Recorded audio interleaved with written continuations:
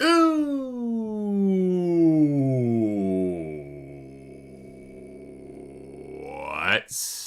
up, Internet? My name's Nerdy. And I'm Clarus. And this is the Nerdy. The Wordy. The Book Club. That's right, we are back on a Saturday for Dungeon Crawler Carl, Book 4, The Gate of the Feral Gods, Donut's Revenge, Carl Goes Crazy, Loita, you got what you ding-dang-dong deserved. It's a long title. Yeah, but you know what? I applaud Matt Dinniman for taking the risk. Yeah, and it really encapsulates the first half of this story, you know? Yeah. Yeah, absolutely. You know what I love about this series? What's that? Zev. And you know who's back, kind of? Kind of? Zev. Kind of. A little bit. A little bit back. How we doing, chat? Good morning. Hello, crawlers. Sorry for the change in schedule. Yeah, Clara's had Food poisoning's a bitch. bad night. It's fine. Thank you for the congrats on 100K. Wait, what? Yeah, they're saying congrats. Who hit 100K? Me. I don't think this channel hit 100K, babe. No, I did. Ah, okay. Yeah, no, everyone, let's just take a moment. Let's take a moment to bask in the 100K that Book Club built. Well, no, but let's be real, right? Like, yeah. You know, we've moved this show to its own channel. But the reality is the Nerdy Nightly started to really gain some traction on YouTube when we did the Wheel of Time.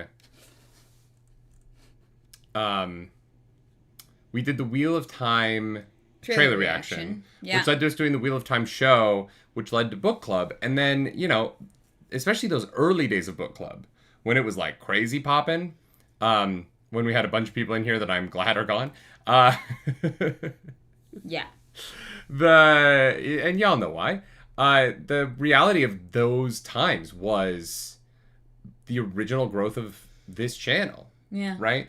And I don't think we ever get to 100K if we didn't do Book Club. And I don't think we ever, I don't know that we would have like kept focusing on YouTube if Book Club hadn't been sort of the backbone of our content creation journey for a long time. Yeah, it still is, right? Like, it is still the thing we kind of engineer our week around. And it's the part of the week that we enjoy the most. And so it is just sort of, it's weird to celebrate the 100K off YouTube, or off the channel that hit 100K for the first time. Like, this is the first time we've been live. This first, like, new content we've made since we hit it. Yeah, but it really is Book Club. Yeah. But this is the show that kind of really, you know, taught us how to be full-time content creators and like content producers in a way that got us there. Yeah, so thank you for still being here. Ours just says you asked in one of your reactions since when I was here, and the answer is since that trailer reaction. So no way, that's wild. That checks out. I think several of you, that's when you found us, which is crazy. So just throwing this out there, I have a new mug. I got the old Cloud Shouts at Man mug. Yeah, it's pretty good. Big. It fits 2 pours of my Nespresso, which is what I drink first thing in the morning. Great, love that. So if you double Nespresso up in the morning, if you do a double Americano every morning, I have the mug that fits your beverage. And it's a Cosmere reference. You see a little Dalinar there getting yelled at. Yeah. It's a good time. Yeah, it's great. Yeah, thank you, Jess, for that art. We still love it dearly. Here too, Kenny says there from the Wheel of Time reaction, Marius says they found us during the Murtagh novel review. No way! Yeah. Oh my god. A little hanging out with Christopher Paolini. Yeah. Remember when we met Christopher Paolini and then like drove him around for a bit? Yeah. That was very special to me. When we interviewed Christopher Paolini. That was very cool. At the last minute, we thought we were interviewing him at like 8 p.m. Yeah. After the Indigo that he was doing at signing at closed. He did the signing until like 10:30. 10:30, 11, yeah. And then I was like, I guess we can't, we should have sent him a car. But I was like, I'll just come get you. Yeah. And so Christopher Paolini, in the middle of the night, got in my car and I drove him to like the darkest, weirdest industrial part of Toronto. Yeah, because we were trying to record a podcast. We had like a studio book. We had this, and it was a beautiful space. The space stayed open hours after they were supposed to close so that we could do this. but the lack of fear in Christopher Paolini to just get in my car and let me take him wherever. He didn't have like a handler with him. So it was just, I thought he was going to have a person. So it was just me and Christopher Paolini. You were at the studio with Brandon setting up. Yeah. And I was just like, I promise this isn't weird. Yeah, yeah. We'd never met him before. We get to the studio, had a great interview, and then he was like, "I'm gonna Uber from here." I was like, "Great, absolutely." Yeah, I don't need to know what you're saying, bud. Yeah. No, that was really fucking cool. The fact that interview cool exists means a lot to me, and so I'm glad that you saw that and you stuck around. Yeah. God, we've done so many things. Yeah. 5 years. 100K. What's your favorite thing we've done on the channel in the almost 6 years we've been doing this? There is a correct answer, by the way. Book club. Our wedding. Well, okay. If our wedding is not your favorite thing that we've done on this channel, I have questions. That didn't feel like content though. It is a visible video on the channel. Yeah, but it is also how we paid our bills 4 months. Yeah, but we didn't like make it for the channel. It's just something I'm just saying, if it's not your answer, you have a wrong answer. You're right. My favorite thing on the channel is you nearly ruining our wedding cake. Hey, wow, that's so mean. I'm trying to be sweet here, being like, my favorite thing we've done is get married, and you're like, yeah, remember how you almost fucked that up? And you're honestly, and you say you don't bully me. No, I do, yeah. Jesus. A little bit, sometimes. Jeez, the Christmas song sing-along. Oh my god, yeah, we did Christmas song sing-along live stream. Yeah, we were like, well, Twitch Sings is going away. Yeah, god, that was fun. Let's do this. Yeah, that was really fun, actually. It's just been a wild ride. It's been the ups and downs, the death threats of Attack on Titan, coming into book club with people super chatting spoilers into book club. Yeah. We really put Arzu to work.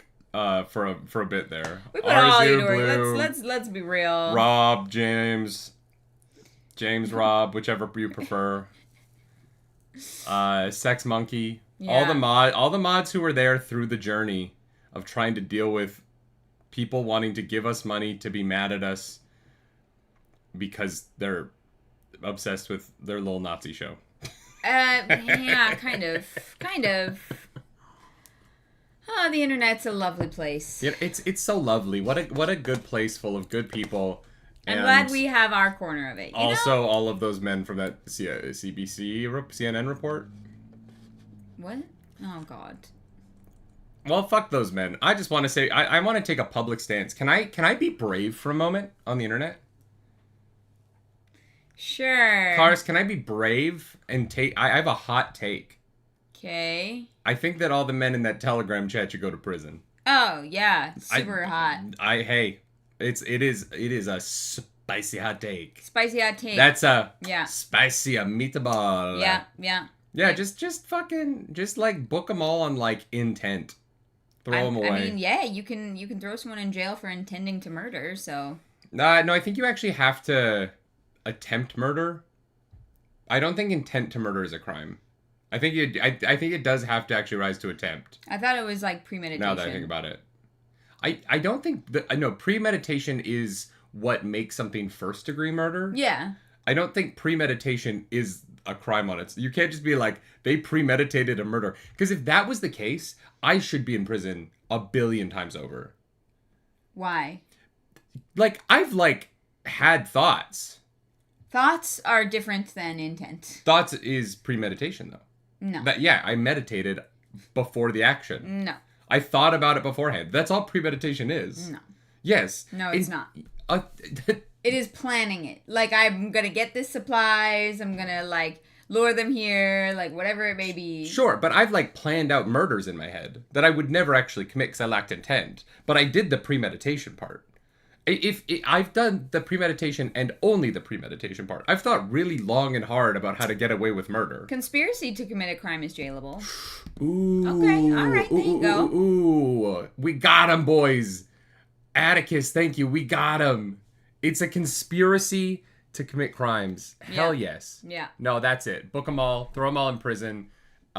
Maybe lose the keys. Yeah, I don't know. If you have no idea what you're talking about, I am happy for you. Walk down New York City with the keys kind of loosely on your hip, and then just kind of stumble when you're over the grate those like thicker grates that lead down to the subway, and oops, oh no, the keys fell into the drain. What are we ever gonna do? Yeah. There's no way anyone could get down there, and then the mole men will find them, and then the mole men will take them back to their little colony, and they'll dig deep in the earth, deep beneath New York City, and they'll hide the keys at where no one will ever see it again. No, that's good material. I'm sure they'll like melt it down for something else, you know. Ooh, I don't know. Yeah, no, that you can use that for something else. I feel like they're more scavengers than they are like blacksmiths, but look, desperate times, you know. I don't think the mole people are that desperate. I think they have a pretty thriving community. They know how to run their shit. Just mean that's probably good metal. I don't know. Do we use metal for prison keys anymore? I actually don't know how prisons work. I think it's mostly like electric locks. Yeah. It's retina scanners. Well, actually, it probably is, right? Getty Disciple says, fun fact, mole men just call themselves men? Probably. We're men. I remember the first time I was at the 42nd Street station, and I watched a dude walk up out of the subway train, and I was wow. Wait, what? Or out of the subway line, and I was like, what the fuck? Cool. And this old lady next to me just looked over and went, I literally, like, I was like, what the fuck? She was like, mole man. And just went back to her book, and I was like, cool. I was like 18, wow. I was like, oh, I thought that was a joke, and it's not. There's a real thriving society in New York. That's wild. Yeah. I also thought it was a joke. No, there's a whole thing going on down there, and I wish them the best. I feel like they are single-handedly keeping the like vitamin D supplement business thriving, you know. I think it's amazing that you think that they're taking vitamin D supplements. Well, they don't see the sun. I think they're just evolving. Arzu! Thank you for 10 gifted Nerdy Wordy Book Club memberships. Holy shit, Arzu. Thank you that's so kind. Much. Oh my god. Wild. We had so many reactions this week, so there is plenty for you to watch. Yeah. Wow. Yeah. Arzu, thank you so much for that. I'm happily burying nerdy in books. Yeah. 100,000 books. Just being mobbed by books. Yeah, 100,000. Yeah. Thank you all for being here. It's been pretty fucking incredible. Yeah, it's been pretty wild. Yeah. Okay, we're here to talk about Dungeon Crawler Carl. We've done our requisite Nerdy and Claris bullshit for the beginning of the episode. Claris, let's pivot this over to Dungeon Crawler Carl. Oh, we're only 15 minutes in. If the collapse, we're 12 minutes in. If the collapse hit, right, would the mole men be killed, or would they already be in the dungeon? I think it depends if they are like underneath dirt or underneath like a structure that they built. But if it collapses down to ground level. Oh. Like, this is my question, right? Like, if you're in a cave system, you're technically under something, right? So do you... I know, I'm assuming that caves would collapse. But, like, do all caves collapse? If they're above ground, I don't know. Well, no, if they're above ground, they definitely collapse. Yeah. Right? What about other people underground, like the subway? The subway definitely collapses. If cars collapse, the subway collapses. That's a rule that I just think we have to all agree on. But not, what if it's underground? What if that train car is underneath the ground? Well, that shit, it gets collapsed because it gets taken down to the 4th level to be the Iron Tangle. See, okay, is it ground or is it sea level? Ooh, that's really tough. I think it's natural versus man-made. But Getty Disciple, what if... this is where underground gets really interesting.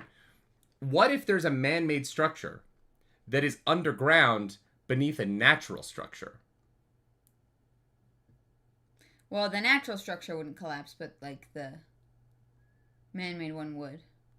So the collapse, like, goes through the planet and, like, passes through things rather than being a force that just... The collapse is the part of the book that, from a technical level, I need way more information on. How the fuck did that work at all? Someone says, what about umbrellas? Umbrellas aren't roofs. No, umbrellas still collapsed. I don't think so. I think that it needs to be connected to collapse. Connected to what? The ground. Like I think that, like, if it's like a structure that builds from the ground over you, it collapses. But if it's something that you're holding up, it doesn't collapse. Right? Like a car collapses. Right? But I think that if you're... Like, okay, I think that if you had a group of kids outside in a field, remember in elementary school when you would do that thing where they would bring the big rainbow fucking tarp? Yeah. And you would play that game? Yeah. That doesn't collapse. Because it's not connected to the ground. It's not a structure. But if all the kids are sitting on it and you're doing the thing where you're all inside of it and everyone's sitting on it, then it would collapse. Because at that point, it's...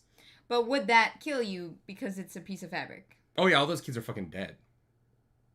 I don't know. Yeah, fuck them kids. Oh, wow. Okay. Damn.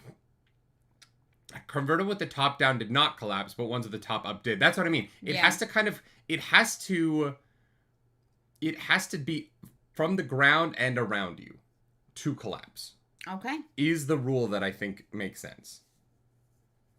Juliet says there are cities below sea level though, and I assume that that would collapse all the way, not just the bits sticking up above sea level. It would be really funny though. Like it would be kind of funny if we checked in on Earth and all of the parts of New Orleans that are below sea level are fine. still there, and they're just so confused. They have no idea what happened to everybody else. Yeah. There's just like 30 blocks of New Orleans that are just left fine. And people there are like, oh no, what are we going to do? Was that? They have that kind of Cajun accent, yeah. Sure. No, they do. They have like a, like Gambit from the X-Men. Oh. They have their gumbo and they do their thing. And right now you sound like Frenchie to me, so I don't know. Frenchie is, yeah, I mean, the Cajun accent has a lot of like French Canadian in it. Okay, yeah. All right, that makes sense. So there was a period of let me teach you some Canadian history. There was a period of Canadian history where the British were ruling poorly. Yeah. And they kicked all the French people out. Yeah. And we're like, hey, you can't fucking live here. And then a bunch of French Canadians took a boat and they sailed around North America and they ended up in New Orleans. And that's how Cajun people got the French part of their accent. Wait, I'm sorry, they sailed around south? Yeah. That's the only direction you can go from Canada to New Orleans. There might be a pathway through all the random little islands in Nunavut. Just like, wee. Oh, yeah. We definitely had icebreakers in... Just saying. What would that have been, the 1800s? But yeah, no, a bunch of French Canadians fucking got kicked out of Canada, and they fucking sailed down, and that's how they ended up helping form, like, the Cajun identity. I feel like that would have taken years. What do you mean, years? To sail all the way around. North America's kind of long. Where do you think New Orleans is? Isn't it on the west coast? No. Alright. No, babe. It's like east of Texas. Oh, okay. Yeah. I thought you were saying they sailed like all the way around Mexico. I was like, wow. When you said that would take years, I was time. like, what the fuck are you talking? Like, we've sailed most of that journey in like 2 days. Okay, with a fucking cruise ship boat. That's not the same as boats back then. I know it's not the same as boats back then, but the difference between 2 days and years is years. It's in the Gulf previously known as Mexico. I think you mean Trump's Gulf. Wow.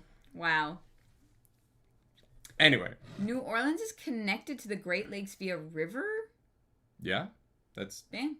I mean, most of the United States is connected to Canada via river. Well, not all the Great Lakes are in Canada. We kind of like... There's like... We have like 2 and split one, and then there's... Don't we touch all the Great Lakes?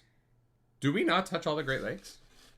I love that I actually don't know the exact question. I thought Canada had at least a piece of all the Great Lakes.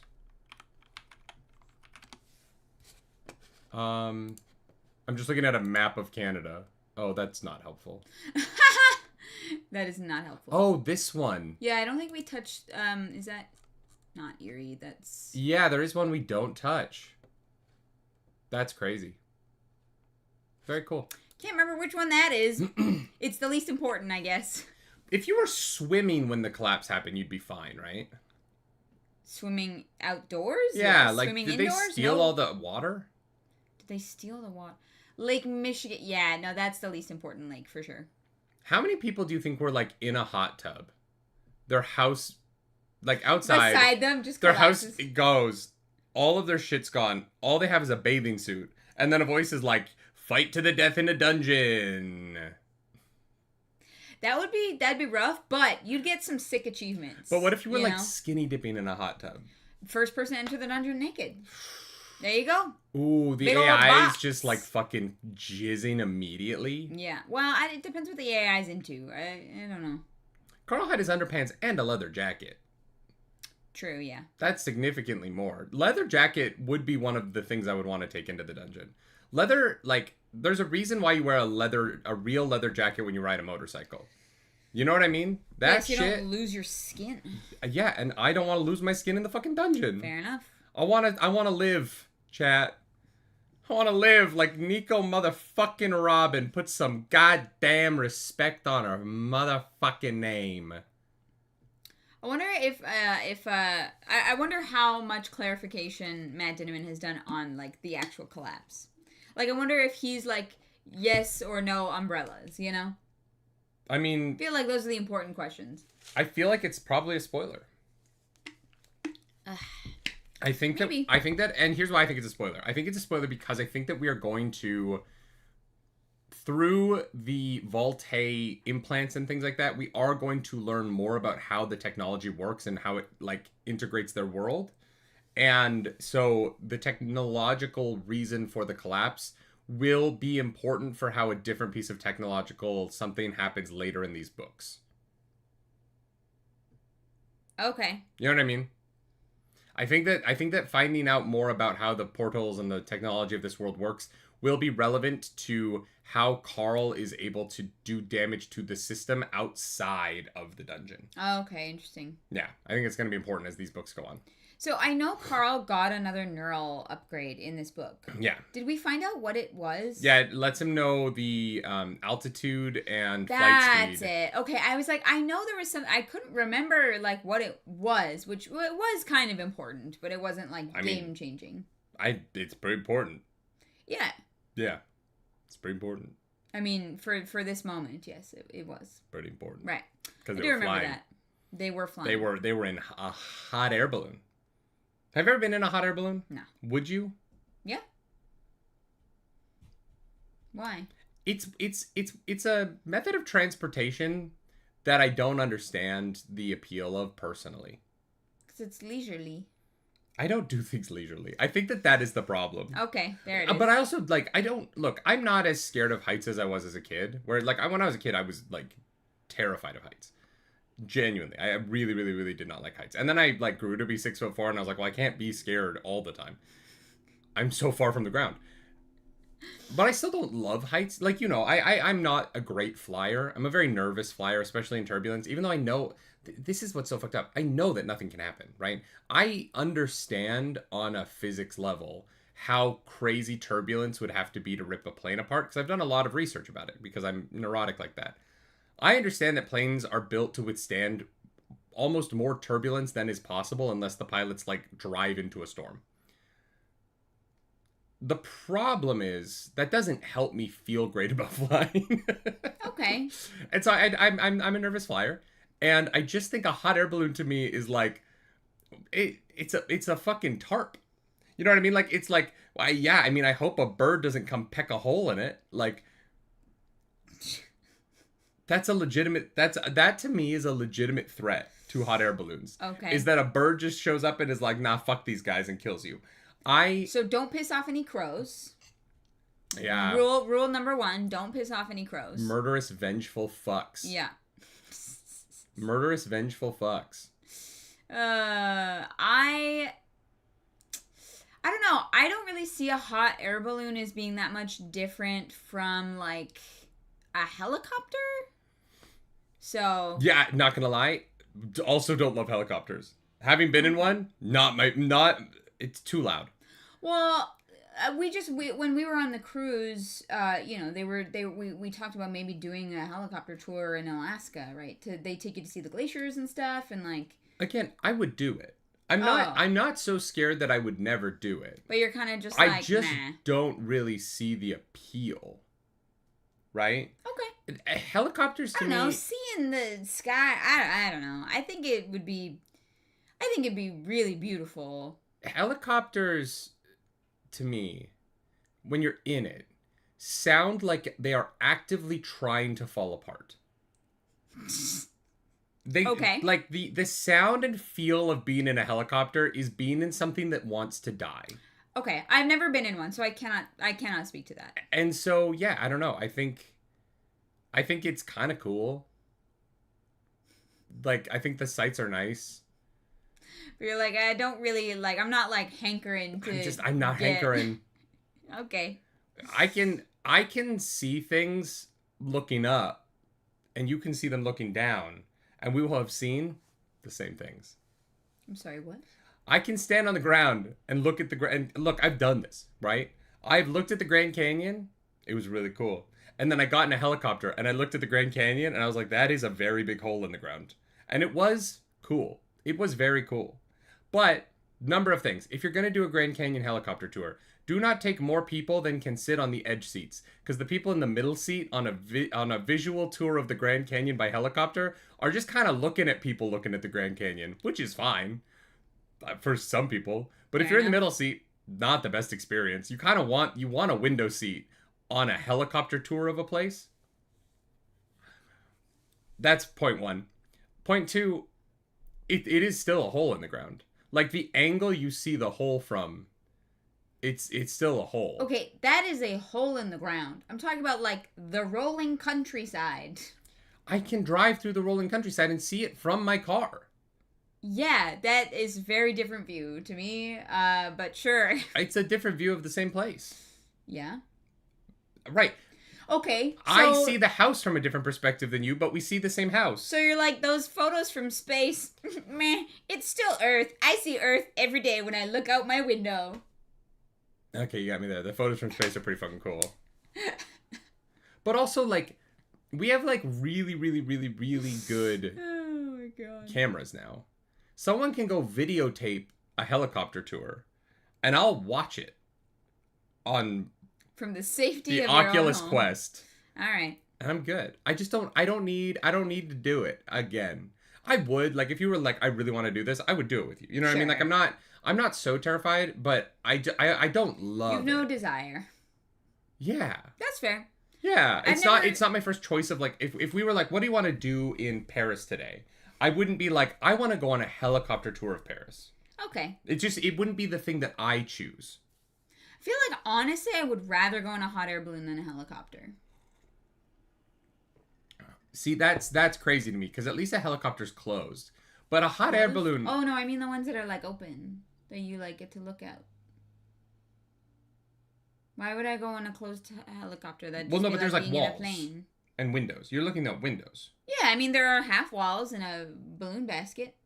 I know, but in a hot air balloon, you can get attacked by birds.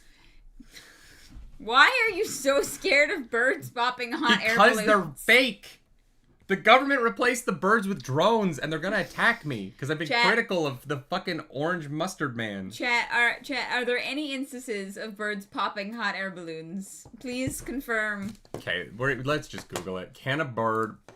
I'm not like dying to go on a hot air balloon either, but I'm kind of of the mindset of like, you know, trying anything once, and I think I think it would be a really cool experience. No, a bird cannot pop a hot air balloon.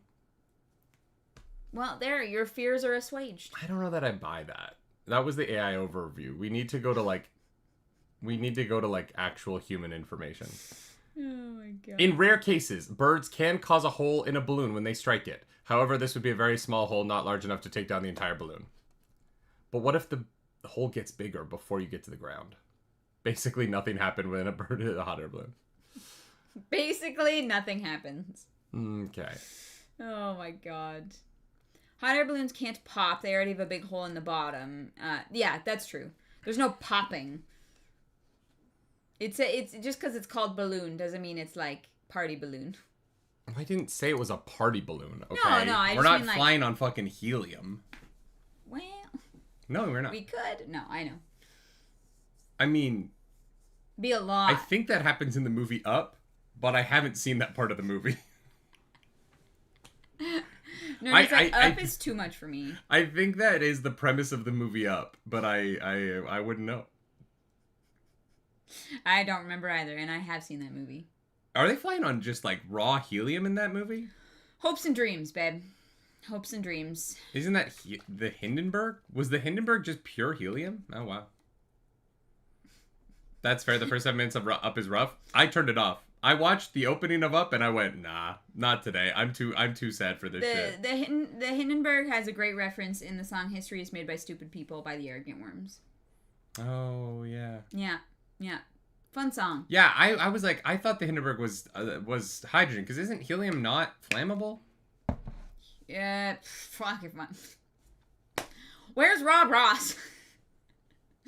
We need our engineer. Chapter 1, Gate of the Feral Gods. Hello, crawlers. Welcome to floor 5. Can I be real with you, Claris? As we start talking about Dungeon Crawler Carl here. When are you not real? We get away from my fear of heights. That's true. I like to say, can I be real? Because You just want an excuse to say something. No, I think it's funny. Can I be real? It's a joke for me because I say so much unhinged shit on this show without a second thought that I think it's funny for me to preface things that aren't. Can I be real with you? This is book 5. This is book 5. This. I like prefacing things that aren't hot takes with 4. Can I be real? I don't know. I just think it's funny. If you listen to the show a lot, I do it multiple times an episode. I should have a show that just Can I be real? Mild take. Can I be real? Can I be mean for a sec? Can I mean for a sec? I am struggling with this book. Because I keep thinking they're on floor 4. And... Oh! Because it's book 4? Yeah. I keep saying floor 4. And we are on floor 5. Which means that the next floor is Faction Wars? Or, no, Faction Wars is 9. The next floor is... There's something different about floor 6 that is related to floor 3, and I actually can't remember what. It might be a secret. But keeping my mind on what number of floor we're on, the hunting grounds, that's what it's called. Oh. The floor 5 book 4 thing, it's a struggle. It's a struggle.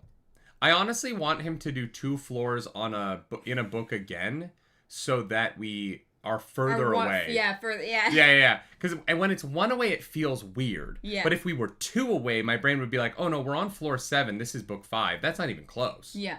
Right? If we were on floor 8, book 5. Yeah. My brain would be like, we're good. Yeah. But it's being 1 away that really it's too close. Grinds my gears. That was too close. Too close. I don't know why that sentence has a weird audio effect in that movie, but it weirds me out every time. I don't know. It echoes. It might have just been a weird ADR. ADR. Yeah. It stands out to me every time I watch that movie, and I'm like, but why though? I love bad ADR. Oh my god, Madam Web. Madam fucking Web. Peak bad ADR is great. Anyways, we're not talking about Madam Web. We already did that. The ADR in that movie. We already did that. We are on the 5th floor, and we are in the air quadrant because we got really fucking unlucky, honestly. Yeah, which is funny because we're kind of in the air quadrant. We're not really. The dirigible gnomes are in the air quadrant. We're in the desert quadrant. We're on the land.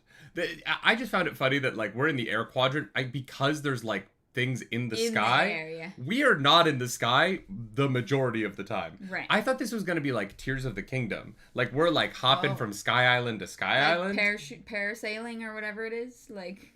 Whatever Link has. The hang glider. That's it, yeah. I thought it was going to be something like that. And instead, we're being attacked by people in the sky because they've got planes. But we are only in a hot air balloon one time, and then we are in... Well, bombs aren't necessarily skybound. Fair. You can bomb from the ground. That's not an exclusive thing to the sky. Planes are pretty sky exclusive. Yeah, I guess I just always think of the concept of dropping bombs from the air, but I guess a grenade is technically a bomb. You can also just plant a bomb and it just blows up. Yeah, true. Yeah. You think of bombs as being exclusively from the sky? It's what if you're that's my first thought.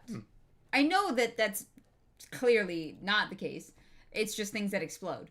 That's so fascinating. My first thought when I think of a bomb is someone planting something that blows up later. Like, that's my, like... For me, it's like, it's something that, it like, once it is no longer in the air, it explodes. So do you think all missiles are bombs? Yeah, I guess they would be. Interesting. Unless they're just, like, really pointy swords. See, I think a lot of them are really pointy swords. Because you can have a missile that doesn't have a explosive payload, right?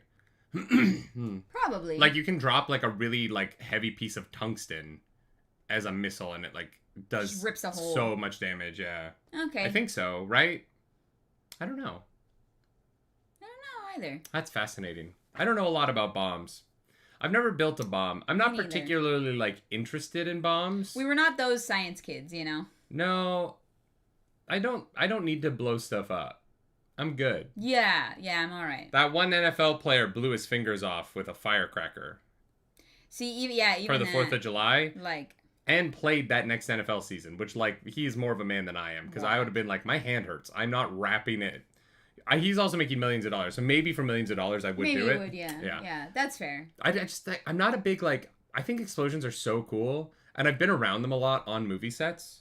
Like, when we were doing Avengers in New York, the explosives on set were supposed to be so cool. But when you're running in between them, they're so terrifying that, like, the coolness is really mitigated by the fact that you're like, I have to run in a straight line. If I deviate, I could die. Do not deviate. Just run in a straight line. Yeah, pretty much. But, yeah, that's so fascinating. I don't know a lot about bombs. No. We could not be Carl. No, I wouldn't be an explosive class. Yeah, no, I don't actually think I could have the stomach for it. It'd be way too jumpy. Like... Well, that, yes. But also, I would be so obsessed with the idea that I could have magic. Yeah. You know what I mean? Oh, I would go magic 100%. Even if the magic class was, like, shittier, I'd be like, I'm not being a fucking fighter. Are you kidding me? Well, I don't know. It depends if it came with the ability to just know how to sword fight, because I've always wanted to learn how to sword fight. Yeah, but wouldn't you want to be, like, a spell-slinging, like, blade lock or something like that? I would... Maybe if I had a magic sword. You know, like a warlock, Pact of the Blade, or whatever the fuck it is. Yeah. I don't know. Yeah, I just want to learn how to sword fight. Yeah. Neither of you would be a boring old fighter. No, once I... Archer. Once I knew that, like, there's a way that I could have magic, once you told me that there was magic in this world, I would do everything in my power to be doing magic. Yeah, absolutely. Don't want to be super squishy, though. You can be a magic user that's not squishy. Like, you could be a paladin. I think I'd be a good paladin. Have some, like, auras. Yeah, it's, like, magical, but also fighty. The problem is I'm, like, an autistic, difficult person to be around, so we would have to be, like, a team of two. Because bringing other people into our fold would be hard. Oh, my God. People wouldn't want to deal with me for long. I think that, like... It's fine. Book club's only been here for 5 years. Yeah, but that's because they deal with me for 3 hours on a... I'm great for 3 hours on a Friday. You know what I mean? I'm a really solid hang for 3 hours on a Friday. Wow. Day in and day out. I don't know how you do it. Like, I actually don't understand how we've been together so long. I'm a problem. Most of the time. Why? I am difficult. No. And sometimes an asshole. And I also, like, say things... We just had a whole conversation yesterday where you were like, yeah, you... It's like, maybe the thing fucked up last night. And I was like, I didn't realize. Like, the thing that you said across might have come off this way. And you were like, yeah. And I'm like, that's... I didn't see that at all. Yeah, okay. But the difference is, you weren't like, no, fuck you, you're wrong. You were like, okay, interesting. And I'm like, cool. Yeah. Now we move on. I don't know. There's a big difference between, like, being an asshole because, like, you might say something that could be interpreted a certain way, and being, like, an asshole because you cannot take criticism and you think that you are correct all the time and there is no, like, personal growth. Fair. That's fair. Amboss says, have you asked your sisters? I assume they are around you for a long time. We read the same comment at the same time. Yeah, my sisters don't like me. No, they just didn't like you. I don't think that's changed. You're funny. They tolerate me. Mm-hmm. We love each other. We love each other more than they like me. Sure. You know what I mean? I don't necessarily think I like them all that much, if I'm being completely honest. Wow. I like their kids a lot. I'm glad they watch our show, you know?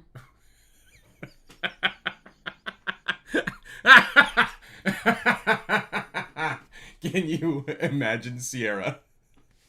No. Tuning into this program? Absolutely not.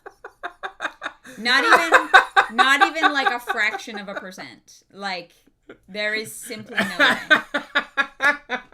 Out of every human being I know on the planet, Sierra is the dead last person that would watch this.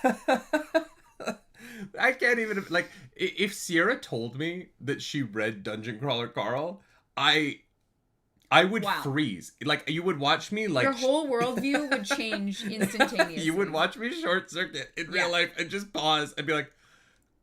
You read? Yeah, I don't actually think she reads in her spare time. That would surprise me. No, she does, but it's all like fashion magazines and like, you know. Okay. She's reading like Architect's Digest. You know what I mean? Like yeah. she's an incredibly smart person. I like, you know, if she told me she was reading like fantasy novels, Gone Girl, I'd be like, okay, yeah, I see it. But like anyway, you guys don't know who my sister is, so this is only funny for me. Chapter 1, Gate of the Feral Gods. I will say I'm very proud that the Nibblings took our reading recommendations. Yes. That feels good, Jack. You said the Nibblings, and I was like, what is a nibbling? I forgot that people use that term. Yeah. No, it just took my brain a second to remember that one, because I was like, what? It's so much faster than nieces and nephews. Yeah, Fair. The Nibblings. You know, they took our reading recommendations. Hey, babe. Uh-huh. I love you. Uh-huh. We are now 42 minutes in, so we actually should get to the chapters. We've talked about the book. We've not yet talked about hot air balloons. That's fair. Yeah. Okay, but if you're in a hot air balloon, would that collapse? Because I'm assuming a plane would. Yeah. Because a plane has a ceiling. It depends. But a balloon isn't a ceiling. It depends if a tarp is considered. Like, if there was an awning or a balloon or an umbrella. You said umbrellas, no. So I'm going to say a hot air balloon, no. Would not collapse.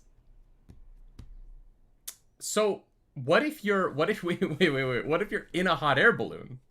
Uh-huh. And then you get the message, and it's like, hey, you have an hour to get into the dungeon. Well... Like, how quickly can you get to the ground? Because you're in a balloon. Well... That's the first episode of the recap show. Is just a video of these people trying to get their balloon safely to the ground fast enough to get into the dungeon. And then they just fucking let the air out at one point, and the end of it is just they just fucking crash into the side of a mountain. Okay. I will say you have an advantage because you would be able to see any of the like openings like from up above. So you would know exactly where to head and you could like get there fairly quickly. But how fast can you fall? I don't think you can fall that I think I don't actually know how fast a hot air balloon can descend safely. Yeah, I've never been in a hot air balloon. What box would you get for taking a hot air balloon into the dungeon? Ooh. It's one of those weird things where I wouldn't think to take it with me to go underground. However, I wouldn't understand. I may not understand right away that I could like use the pieces and materials as things for later on. Yeah. If you're skydiving, would the parachute kill you? Definitely not Takarific. I don't think so. No. You definitely would not die to a parachute. Because that's open above you, but it's not a ceiling. Yeah. Yeah. That would be like if you were running around in your backyard with a towel floating above your, like flying above your head, like that would collapse on you. And I just don't believe that. Yeah, and a lot of times the parachute isn't directly above you. But if the parachute were to collapse and miss you, and then you get dragged, like the parachute goes down, and then you're just like, whoa! And suddenly you're getting dragged by the parachute towards the ground, that's a nightmare. You would hit the ground at the speed of the whatever collapse. The collapse is, yeah. Which is instant? Yeah, pretty much. I don't think the people on the ISS made it to a dungeon entrance in time. I don't think the people on the ISS are part of the collapse, though, because they're outside atmosphere. I think the people on the ISS get, like, picked up by formidable and just go hang out with aliens. Oh, great. Ground control to Major Tom. You apparently can descend generally safely at less than 800 feet per minute. 800 feet per minute. Okay. Not bad. Okay. So. Not bad. If you have an hour, what's 60 times 800? What's 6 times 8? 6 times 8. I can do that. Why? 6 times 6 is 36. So if you add 12 to that, it's... That's 48. 48. So you can descend at 4,800... No. 48,000 feet in an hour.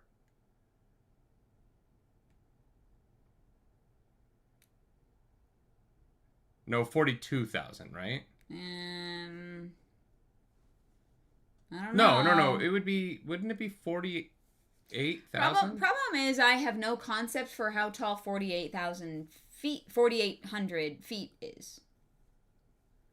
Okay, so if you can get down 48,000 feet in an hour, you'd be fine. 4,800 or 48,000? I can't do math. That's over 8 miles. That's not helpful. I am Canadian. Yeah, no, so that's 48,000 feet. I am Canadian. But the highest, there is no air that high. Yeah, so the reality is you couldn't get high enough. You'd be good. Yeah. You'd All be right, good. so if you're in a hot air balloon, you can survive the collapse. Yeah. We're 50 minutes into the show, and that's what we've discovered, chat. Yeah, Let's go, chat. You'd be in the best position because you'd be like, I see an entrance. I can go there. I don't have to, worry about it. We good. Yeah. Yeah, 48,000. You descend. You're good. Great. Love that. Chapter 1. Good talk. Anyways, Donut is now Glass Cannon. Fabu, thank you for subscribing over at Twitch. 41 months. Holy shit. It's so nice to see you. Hi. Fabu, we love you, but we simply have to start talking about the book. Donut is now a glass cannon. I have a question for you, Matt Dinniman. When was Donut not a glass cannon? Her Constitution's 4, Matt. Well, and she got everything except the Constitution buff for the floor. This book is just the funniest shit to tickle me in particular. They make their way to Humptown. Mordecai is there. But he is in blackface. But he is in the bird version of blackface.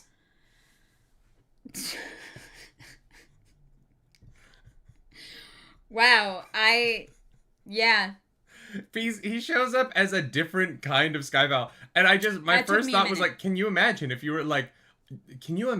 you took a race that's human-like? Okay, no, but is that blackface? It's not blackface if the context of blackface being racist doesn't exist.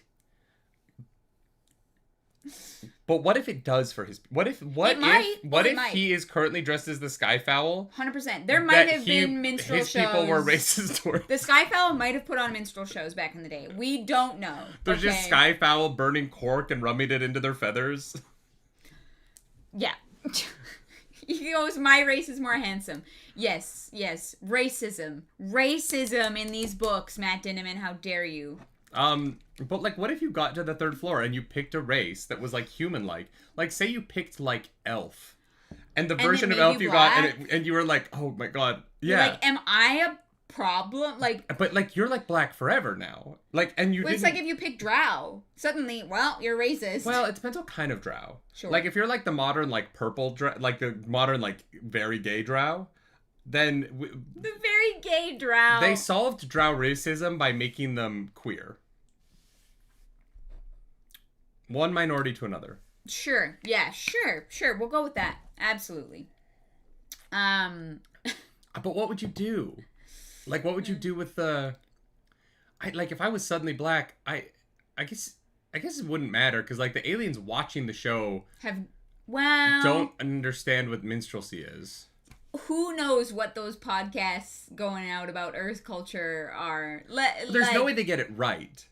Oh, no. Yeah. It might be 100 times worse. Yeah. I do love that I'm sitting here God, my worst fear if I were to end up in the dungeon is what if I live long enough to floor 3 and they make me black and then I feel racist? And it's I feel racist. Yeah. Yeah, no, that's... It wouldn't make me racist. It would just be I would feel Here's what it is. I would feel, because I would still be me, right? Yeah. I would still talk like my like Mayo white ass like Canadian self. Yeah. I would run into other crawlers, and I would feel the need to explain constantly. Hi, I'm a white guy. I didn't choose. Well, no, it's not that. It's that I would feel like every time I run into other crawlers, I would have to explain that I didn't choose it. But they wouldn't know that you were white. You would know pretty quick. I feel like you would know. I don't know. Maybe I'm crazy, but I feel like they'd be like. I think they would know if it was me. You have more of an education than I do. Are you saying that I could cosplay being black better than you? Well, when you put it like that, we get canceled. If you haven't seen the latest episode of The Boys, reaction on our main channel. At the beginning of the video, we're talking about like the famous crows thing from season 5. This girl has crows. They're named after famous crows. And I'm like, yeah, like what other famous crows do you think her birds are named after? And Clarice goes, maybe Jim? It's a famous person. I didn't know why. It was a name that was in there somewhere.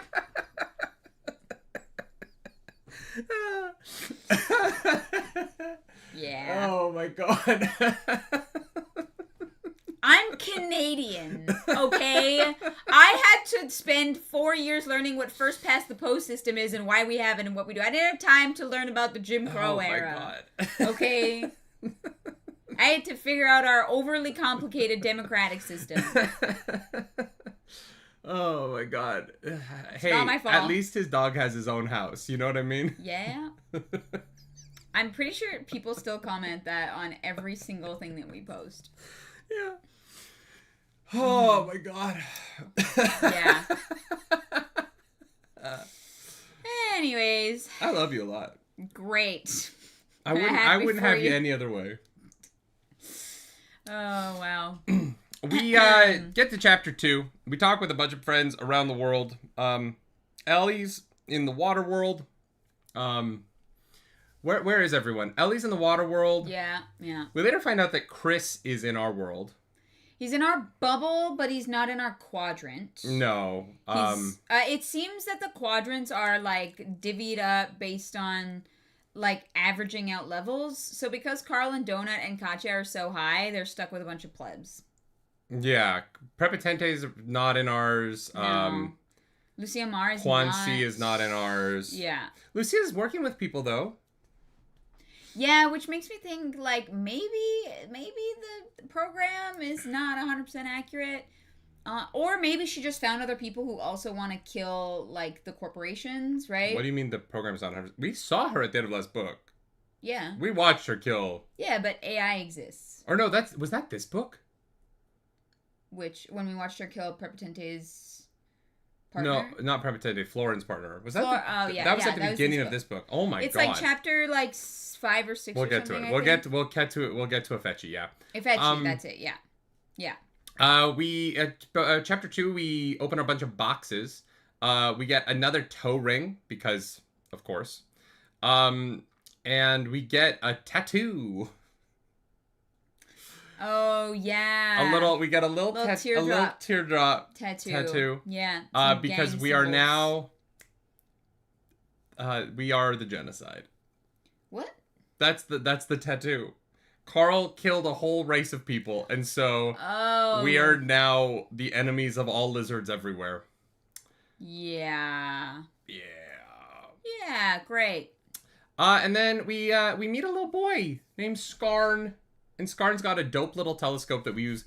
Skarn's cute, but he has a telescope that allows us to sort of zoom in on things in the distance. Yeah, so we can see the little castle. But if you zoom in on the gnomes, they know that you're watching. They get a little notification. And so I thought that this was going to be a problem. But Carl, being the smart little guy that he is, uses that telescope to let them know he's fucking coming. He's like, are you ready for this fucking gnomes? I'm going to be up your ass soon, gnomes. He wants them to know. Yeah. Carl is a kindly murderer because he wants you to know. Yeah, he's not really an assassin. He's like, no. You're going to see me coming because I'm usually throwing bombs. Yeah, his sneak skill in Skyrim is literally -7. Yeah, 100%.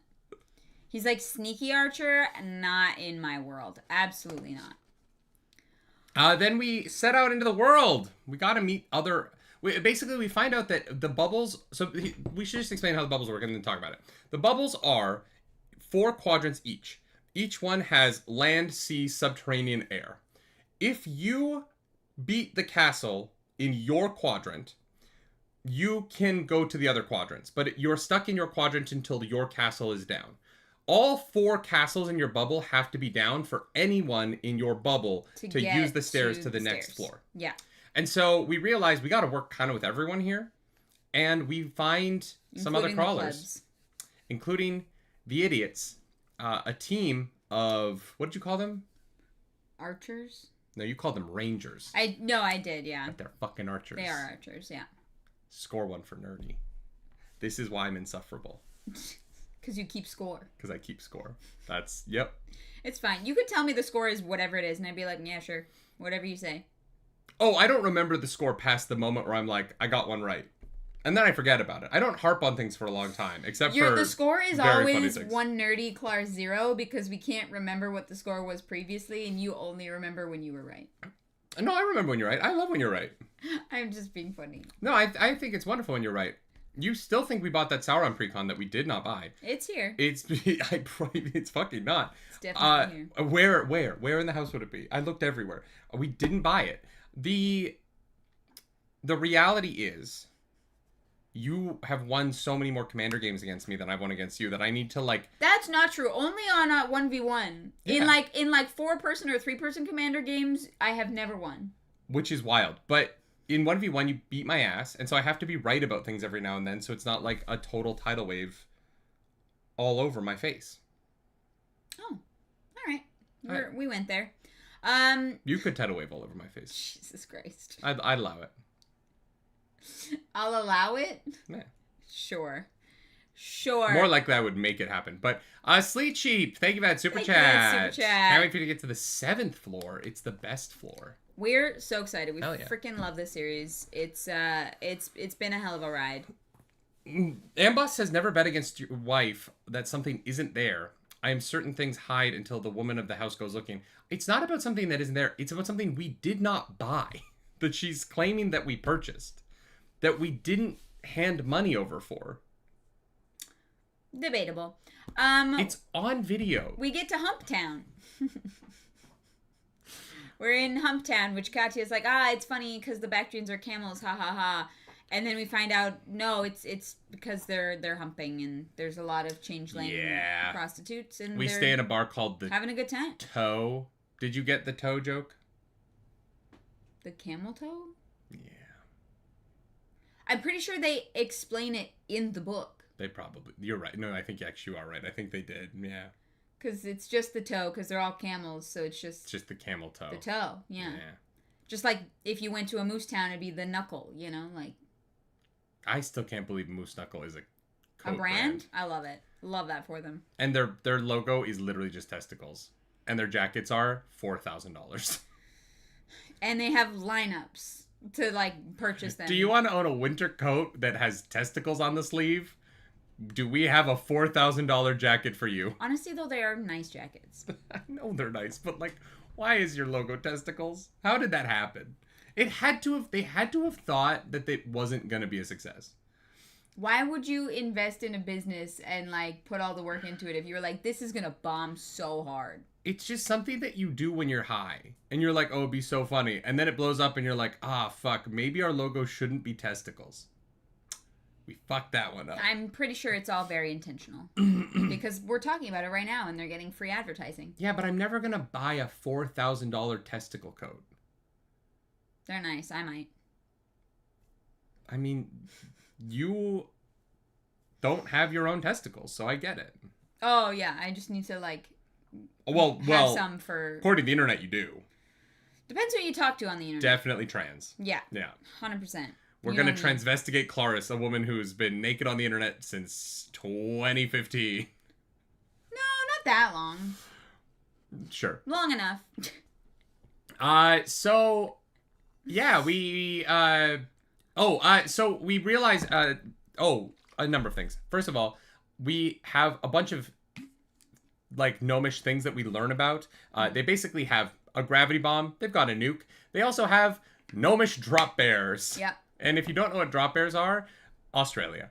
All you need to know is Australian nightmares. Drop bears. Sure. They're bears that drop. Do you not know what a drop bear is? No. Oh my god, wait, what? What? I would have figured you would have seen a drop bear. A koala? No, it's like a drop bear. I want you to go back to all for a second there. Yeah. Urban legend? No, yeah, they're not real. Oh, okay. So they're No. koalas. They're like fucking. They're like our house hippos. They don't exist. Kind of, but they're dangerous. Whereas house hippos are like the greatest thing ever. Yeah, but none of it's real. The great Canadian That's okay, house hippo. but hippos are the most dangerous animal on the planet. By so, far, yeah. by a lot. So, yeah. Therefore. Yeah, but a great Canadian house hippo is like, it fits in your hand. What the fuck is it gonna do to you? The fucking gerbils fit in your hand too, and they nearly died. The gerbils are... I'm talking about real gerbils are not dangerous. A real gerbil cannot hurt you. Sorry, you're talking about real Canadian house hippos? Yeah. Yeah. Why would the Canadian government pay for the ad to be on television my entire childhood if they're not real, Clarice? The Great Canadian House Hippo. If you don't know what a Great Canadian House Hippo is, you have to just please, when this show is over, Canadian please go lore. Google the Great Canadian House Hippo. It is, without a doubt, one of the weirdest things a government of any country has ever put on the internet or put on television. I love Char-Chomp being like, back to another episode of Nerdy expecting his wife knows something and being surprised when she doesn't. Yeah. I feel like that's a lot of our content. Next thing you'll tell me is that house hippos aren't real. Yeah, J-Mac. Sorry about that. Yeah, anyways. Don't you put it in your mouth. Don't you put it in your mouth. We build a car. Yeah, the Royal Chariot.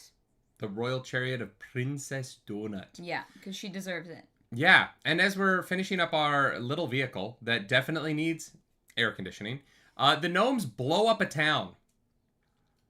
They blow up the Bactrian town to the south, or... they're not real directions. So in a direction, the Bactrians get blown up. Basically what is happening is we are in a town. We have a town hall. In town hall, there's a reason why the gnomes aren't blowing up the camels.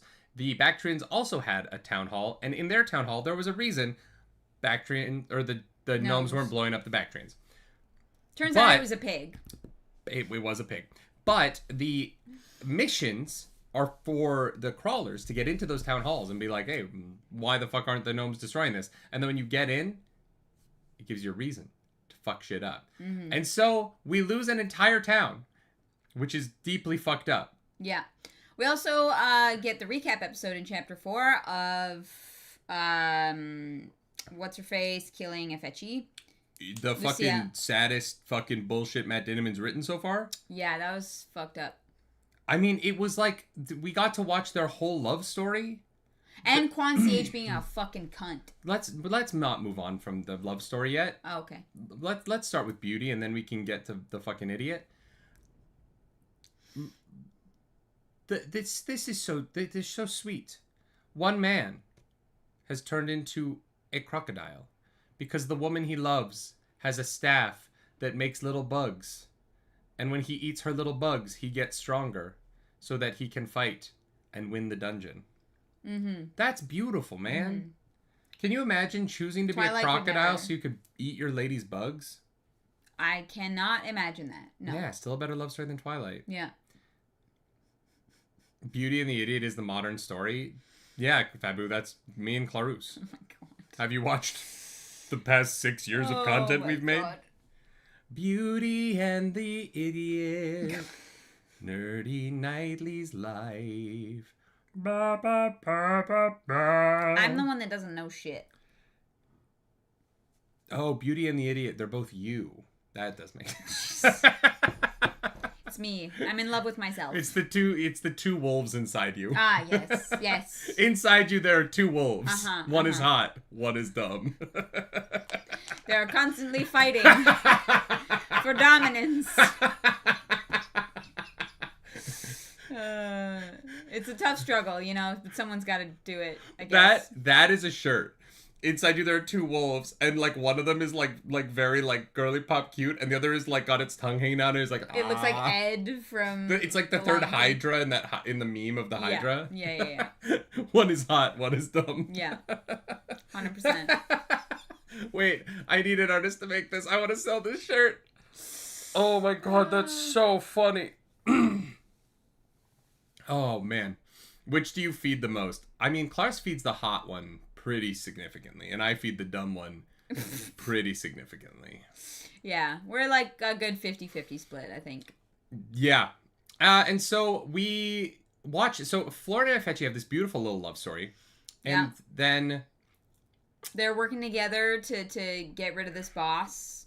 And Lucia Mar shows up, and we realize why Lucia is a goddamn fucking nightmare.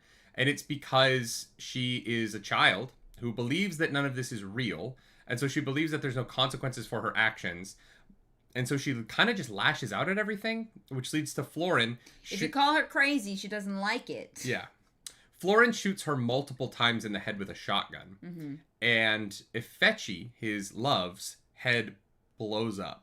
Because it turns out Lucia has a special thing where it's like, you hit me or my dogs, I can just like poof magic redirect that into someone else. And so, yeah, if you hit me in the head, you're the person I cast a spell on gets hit in the head.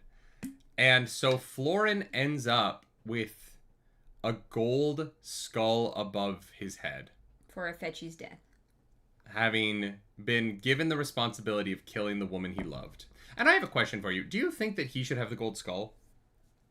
No. Her spell redirects the damage. Yeah. Like, But I'm assuming that they programmed that specific, like, magic thing to be as dramatic as possible and give the person who dealt the damage the skull.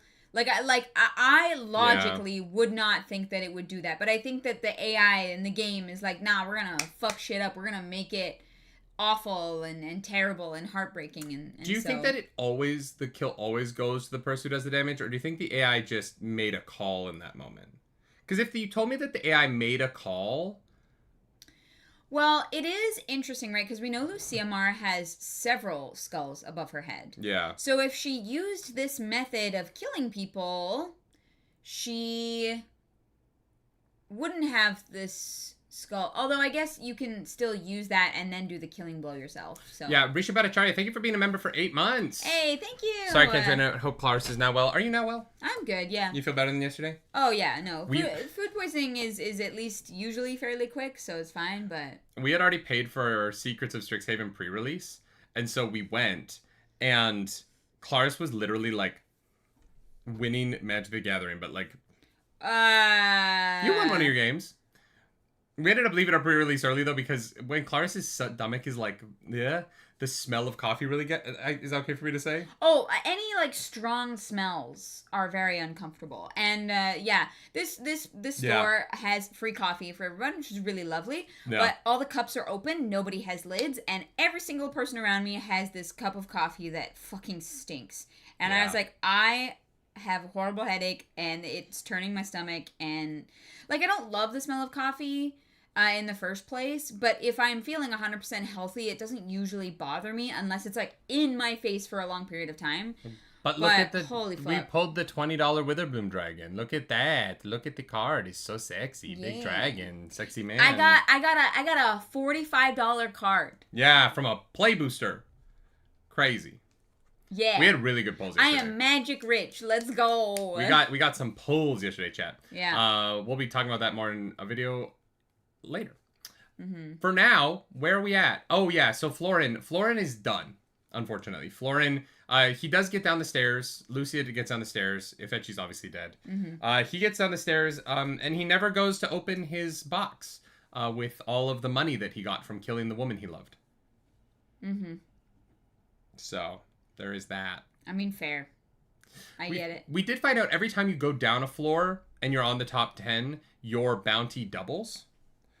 So if you make the top 10 on the next floor, your bounty is not doubled. You're just whatever the price is. Okay, strategy. Yeah. Strategy. Before you go down the floor, you make sure you drop out of the top 10 so that when you go down the floor, you're off that list, and then you get back on it, and then you drop off every time you go down a floor so that you don't get the bounty. How would you do that, though? You would have to, like, get to every staircase, like, early, fall behind a little bit, and then, like, get back to it. I just don't think that's possible. I don't know. Maybe if you were to start getting in the staircase before the 6-hour window, but because the staircases are so dangerous, in order to do that, you have to, like, do something crazy, which bumps you up. Probably. Like, Carl and Donut go missing for 5 days, and they're still both in the top 10. That's true. So, like, I don't know that there's as much movement in the top 10 as the AI controls the leaderboard, so it wouldn't let you. Yeah. Yeah, that's fair. They also get a bunch of gold worth a percentage of the bounties they would miss out. That's a good point, Getty Disciple. You would be screwing yourself out of gold just to not have a bigger bounty. Yeah, which is not worth it. And, like, if we get to, like, floor 10 and we've been in the top 10 the whole time, the chunk of change we get just for going down the stairs is so big. Yeah. Right? Like, and gold is actually very valuable. Yeah, the fucking table upgrades. Yeah. The bed upgrades that they have. Yeah, the 2-hour sleep is such a game changer over everybody else. I wish I had that. Everybody wishes they had that. I wish I had that so fucking badly. I basically do have that. and I'm one of those people that I cannot function on, like, little to no sleep. I can't do it. My brain turns to absolute sludge. I can't do 2 hours sleep, but I think I only got like 4.5 last night. And I feel fine. Yeah. I'm functioning. Could not be me. Putting on a show. It's not a good show today. What do you mean? We're Tangent City today. We're in chapter 4. We're an hour and 12 minutes in. We're running full Tangent City today. Can Matt Dinniman put in a place called Tangent City in Dungeon Crawler Carl? That feels very this series, Tangent City. If he referenced us in one of these books, that would be wild. That would be insane. Especially because we don't get views. Yeah. Yeah, and People would be like, wait, you referenced a podcast that gets like 1,000 views a week? People be like, yeah. Tangent City Day and not any other time. We've never been like this before, Getty Disciple. Never. This is brand new. This is a new experience. Very out of character for us. Anyways, Quan CH is an asshole, stealing everybody's fucking XP. He's like that. Yeah. He's the highest level now, right? Because he's going around fucking up everybody else. We go to chapter 5. Meet the other crawlers. We meet Juicebox. Yeah. Who is a hooker with a heart of gold. Yeah. She's doing Nurse Joy. She's doing Leia Bikini. She's doing... They're trying to Jessica Rabbit, I think. They're doing, like, police sketch sex work. Which I just think is such a funny idea. Mm-hmm. Because they're like, no. How do you explain Jessica Rabbit? Okay, so she's animated... Mordecai, can we use your television? Yeah. I do love this for them. Don't let them know that Mordecai can play the movies, because then they'll bring Juicebox into the safe space to get her to turn into Princess Leia. Yeah, not a good time. Yeah. Juicebox seems to be a little more powerful than she appears. It's fascinating that people can hide their level. Yeah, right? Yeah, and at what point do we get that ability? Because I feel like that would be very useful. Yeah. For, not really for dealing with other crawlers, because Carl and Donut are so famous among crawlers. Yes, it would not work, but for dealing with the NPCs. It might be helpful. I don't actually know that the NPCs know what levels are. So that might not matter. Oh, yeah, maybe they're not aware of that system. Although they must be aware of that system because the prostitutes are hiding their levels. Or the changelings are. Oh, yeah, true. No, you're right. But maybe the NPCs only view it as like power and not as levels. That's really interesting. Yeah, maybe. Anyways, Mordecai gives our Dumb and Dumber this like detox potion, and they just like projectile vomit everything out of their systems because they show up absolutely fucking plastered. I just feel like I don't like vomit, right? No. So like this is a me thing. But like you guys have bathrooms. Why do this? Oh, there's also outside. Is it raining? Wow, that came out of nowhere.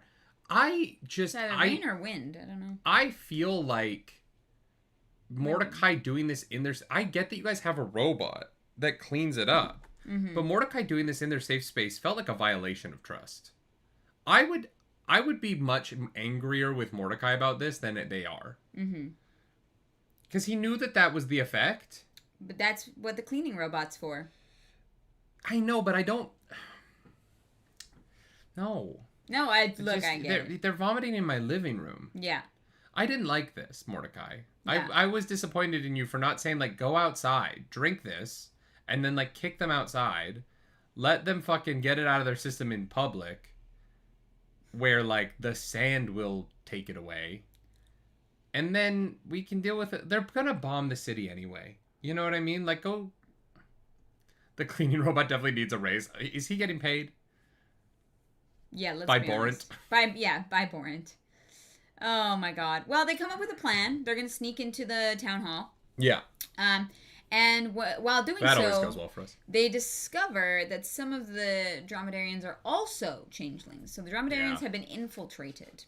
Yes, because the changelings need to get the guy that they find in City Hall. I don't really care about that plot. I'm not going to lie. What?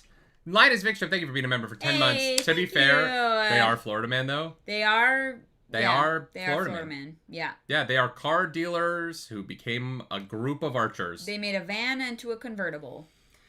Fuck, that's so cool. Nope. It's just so sick. No.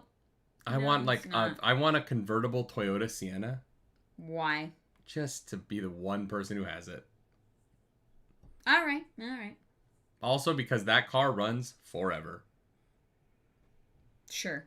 My family's Toyota Sienna spontaneously combust in the middle of the night while it was not on after being driven for over 500,000 kilometers. Love that for them. Yeah, they think it's possible someone lit it on fire. Never figured that out. But it did just spontaneously burn in the middle of the night. Nobody knows how it happened. Yeah, that's weird. It was weird. But it had been driven... Ghosts. It had so many kilometers on it that we were like, I mean, it could be anything. Yeah, it could be ghosts. Thing drove to Florida, from Alberta to Florida like 12 times. Jesus. Yeah.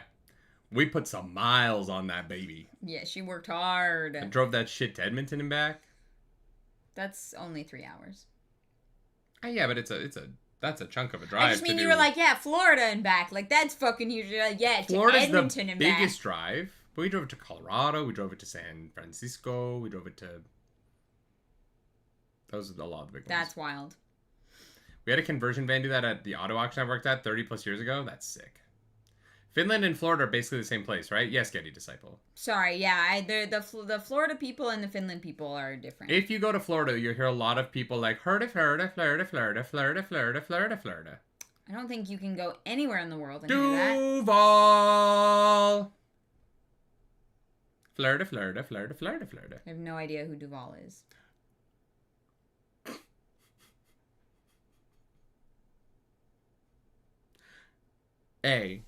The person Duval, one of the funniest jokes in the world.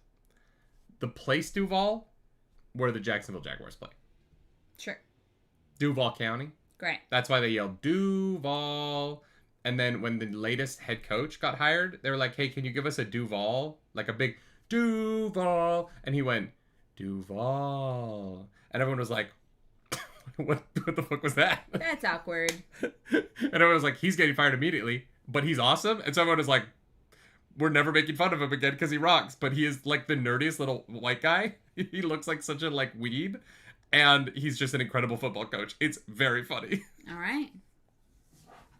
I love Liam Cohen. All right, let's get back to the book. Approximately 20,000 Siennas were recalled because of a faulty weld on the right-hand fuel delivery pipe in the engine compartment could leak fuel, causing fire risk back in around 2015. That would not have affected our Sienna. Ah, okay. Because our Sienna would have been... Yeah, when did it combust? Like our 2005? No, no. Ours combusted in like 2017. But it was a 15-year-old car at that point. Sure. The Sienna, like the Siennas that were recalled would have been like somewhat newly made. Maybe. They wouldn't have recalled them 15 years later because ours was probably one of the only Toyota Siennas still driving. Oh man, where's Jason Mendoza? We need him. Portals. We get to the basement of the town hall and we find Wynn, who's basically the reason that they're not being bombed. Yeah.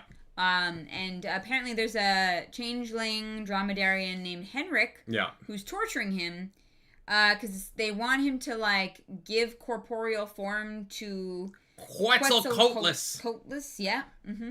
Mm-hmm. I've never been happier to be listening to an audiobook than when I look at the word Quetzalcoatlus. Yeah, you're like, thank God I don't have to read that every time.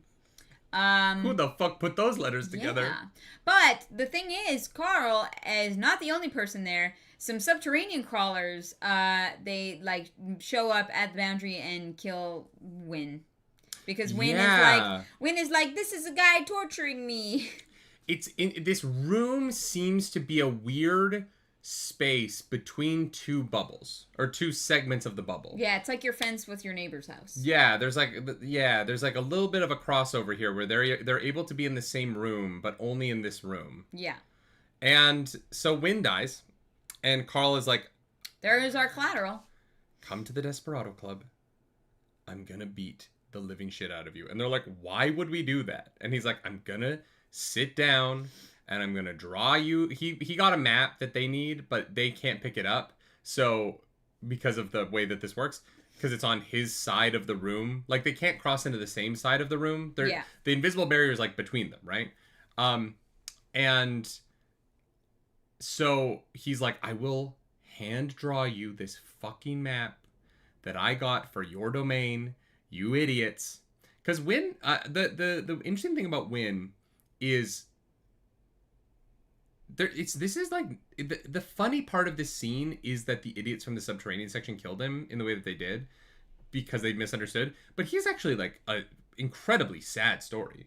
Like he's this gnome that's getting just tortured by being force-fed basically like psychedelic mushrooms in order to get him to give Henrik a code to input on a pocket watch that sends a signal to another pocket watch that, while being paired pocket watches, is also the two keys to the gate of the feral gods. It's like, the plot here is so crazy, and it's just about this gnome that's in this dark room underground getting tortured by a changeling pretending to be a camel. And like, the fact that my brain understands that, the fact that I'm able to relay that information to you and I know what it means and you know what it means, it's just, humans are so cool. Our brains are capable of incredible things. That's true. Like, I was able to say that out loud and go, that makes enough sense. Yeah. But if I told my sister Sierra that, oh my God.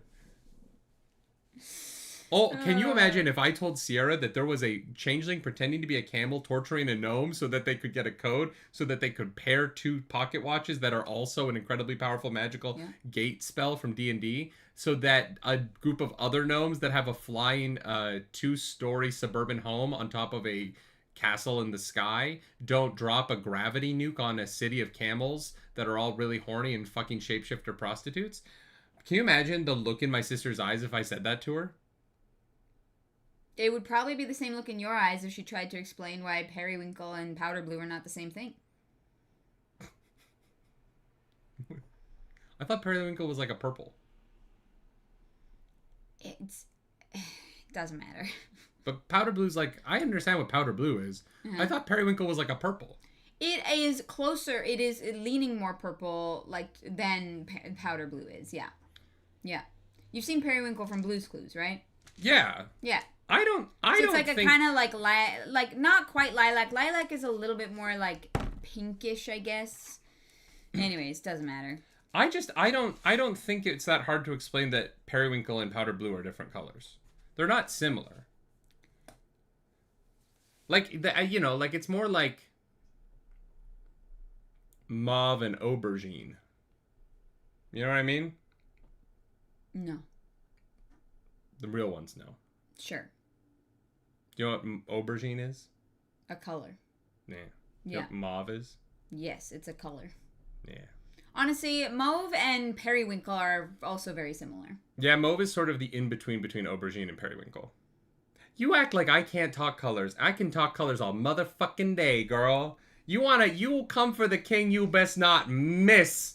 I'm here ready to play. Yeah, it's why Nerdy does interior design. Players play the game, playa. Yeah. He's like, what do you mean these colors don't go together? And I'm like, Oh, now we're just shitting on my fucking clothing. Hey, you said Sierra is very smart in other ways, and I was trying to prove that Sierra has strengths, and Dungeon Crawler Carl comprehension is not one of them. That's true, but Sierra also does not wear colors. She does wear only black. Yes. Yeah, yeah. Why are we talking so high? I think it's so funny to talk about her on this podcast.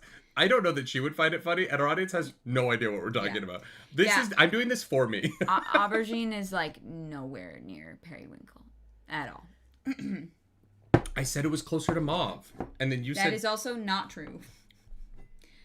Do you know what aubergine looks like? Yeah, it's purple. Yeah. It's not that dark. Oh, mauve is much lighter than I thought. Yes. So I thought mauve was closer to that. No. So if you look at periwinkle, mauve and periwinkle are fairly similar. Actually, periwinkle is far more blue than I thought. Yeah, and then you do like that's why I said periwinkle and powder blue are like close but not the same. You know. No, I want aubergine the color, I don't want eggplants. The color. You might be surprised to find out that aubergine looks like the color of an eggplant. Oh, that's fascinating. Because that's saying that that's aubergine, but this is what I thought aubergine was. Which this is saying that's aubergine. Still very dark. Yeah, but that's closer to mauve than this. Right? Anyway.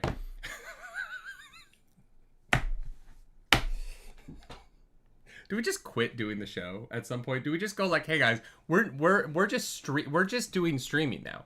Like this isn't even a book club anymore. We're gonna do colors. This is just straight up a hangout. Colors stream. With Nerdy and Clarus. Is it the top of the show racist kind of colors, or is it the painting kind of colors? You'll never know till you get there.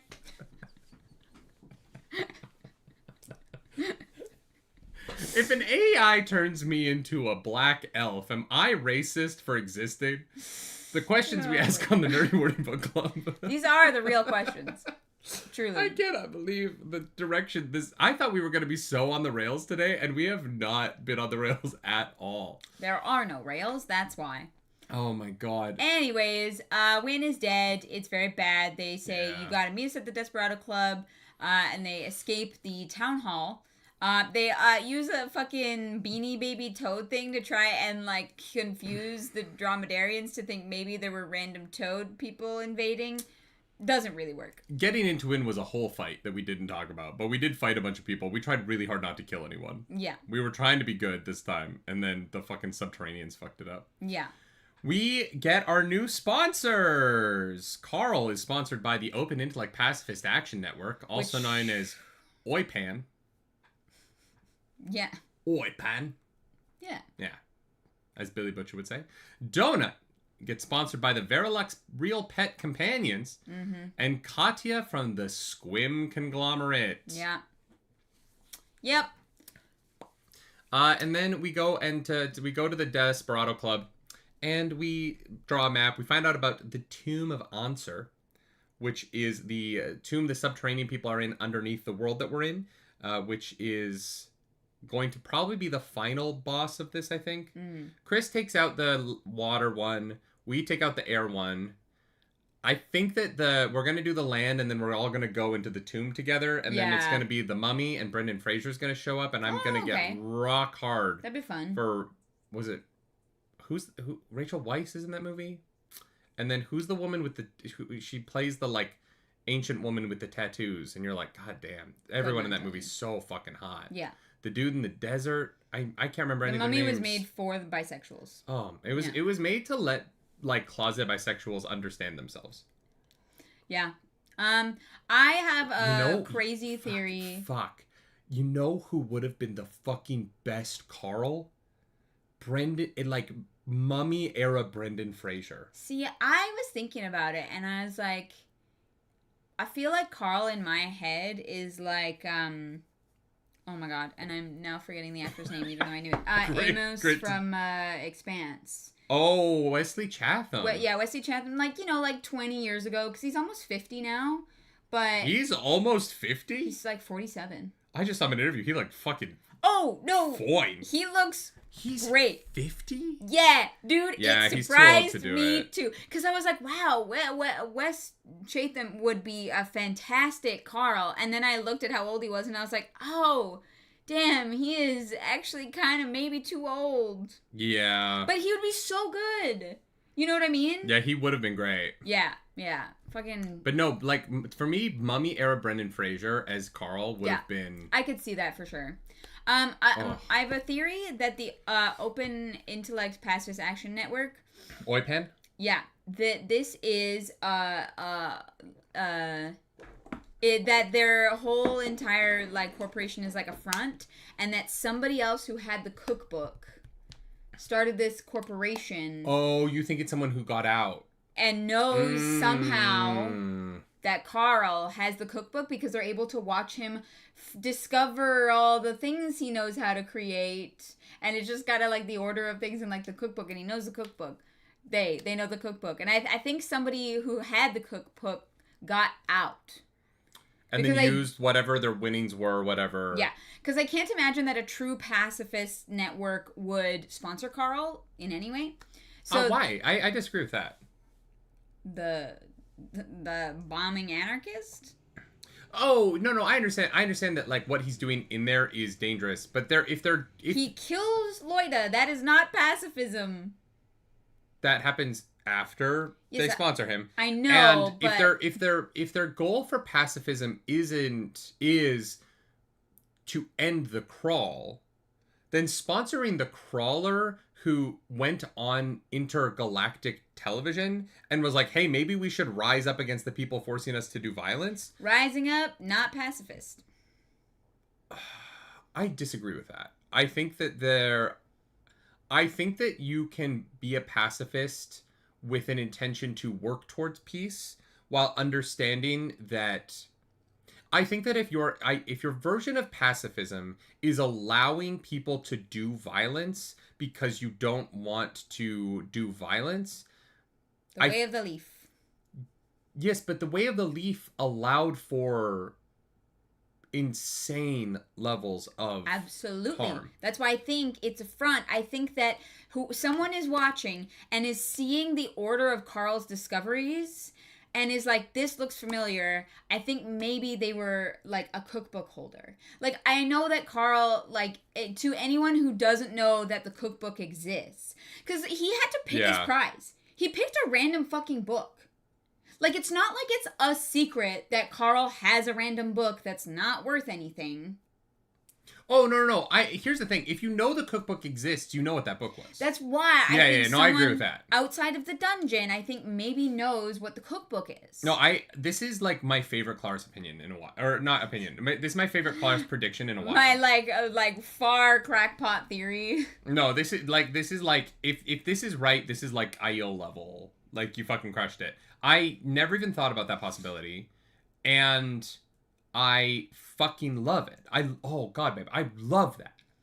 I just think that it is possible because I know different floors you get different deals. Someone has maybe made it far enough that they got out and are kind of working behind the scenes and clocked the cookbook in the game that Carl got. No, I think that is so good.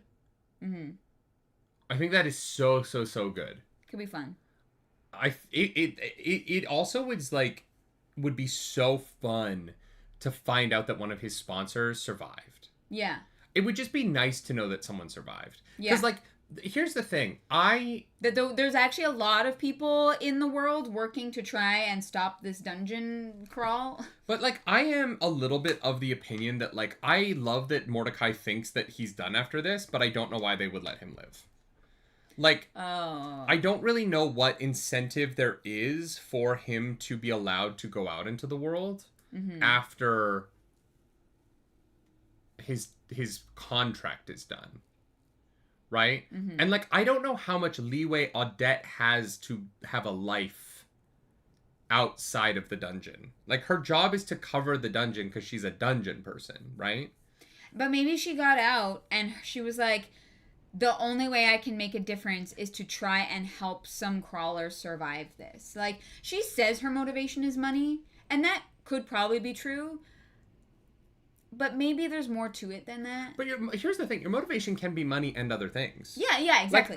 Like, I'm not gonna fucking sit here on my fucking monetized YouTube, one of my 5 monetized YouTube channels, and pretend that I have 0 monetary motivation. Yeah. And now, granted, like I'm partially motivated by money because I want to fund our charity events. Well, fund our charity events and pay our employees, right? Like, like I'm not trying to build up. Like, I don't want a mansion. I'm not really interested in that, right?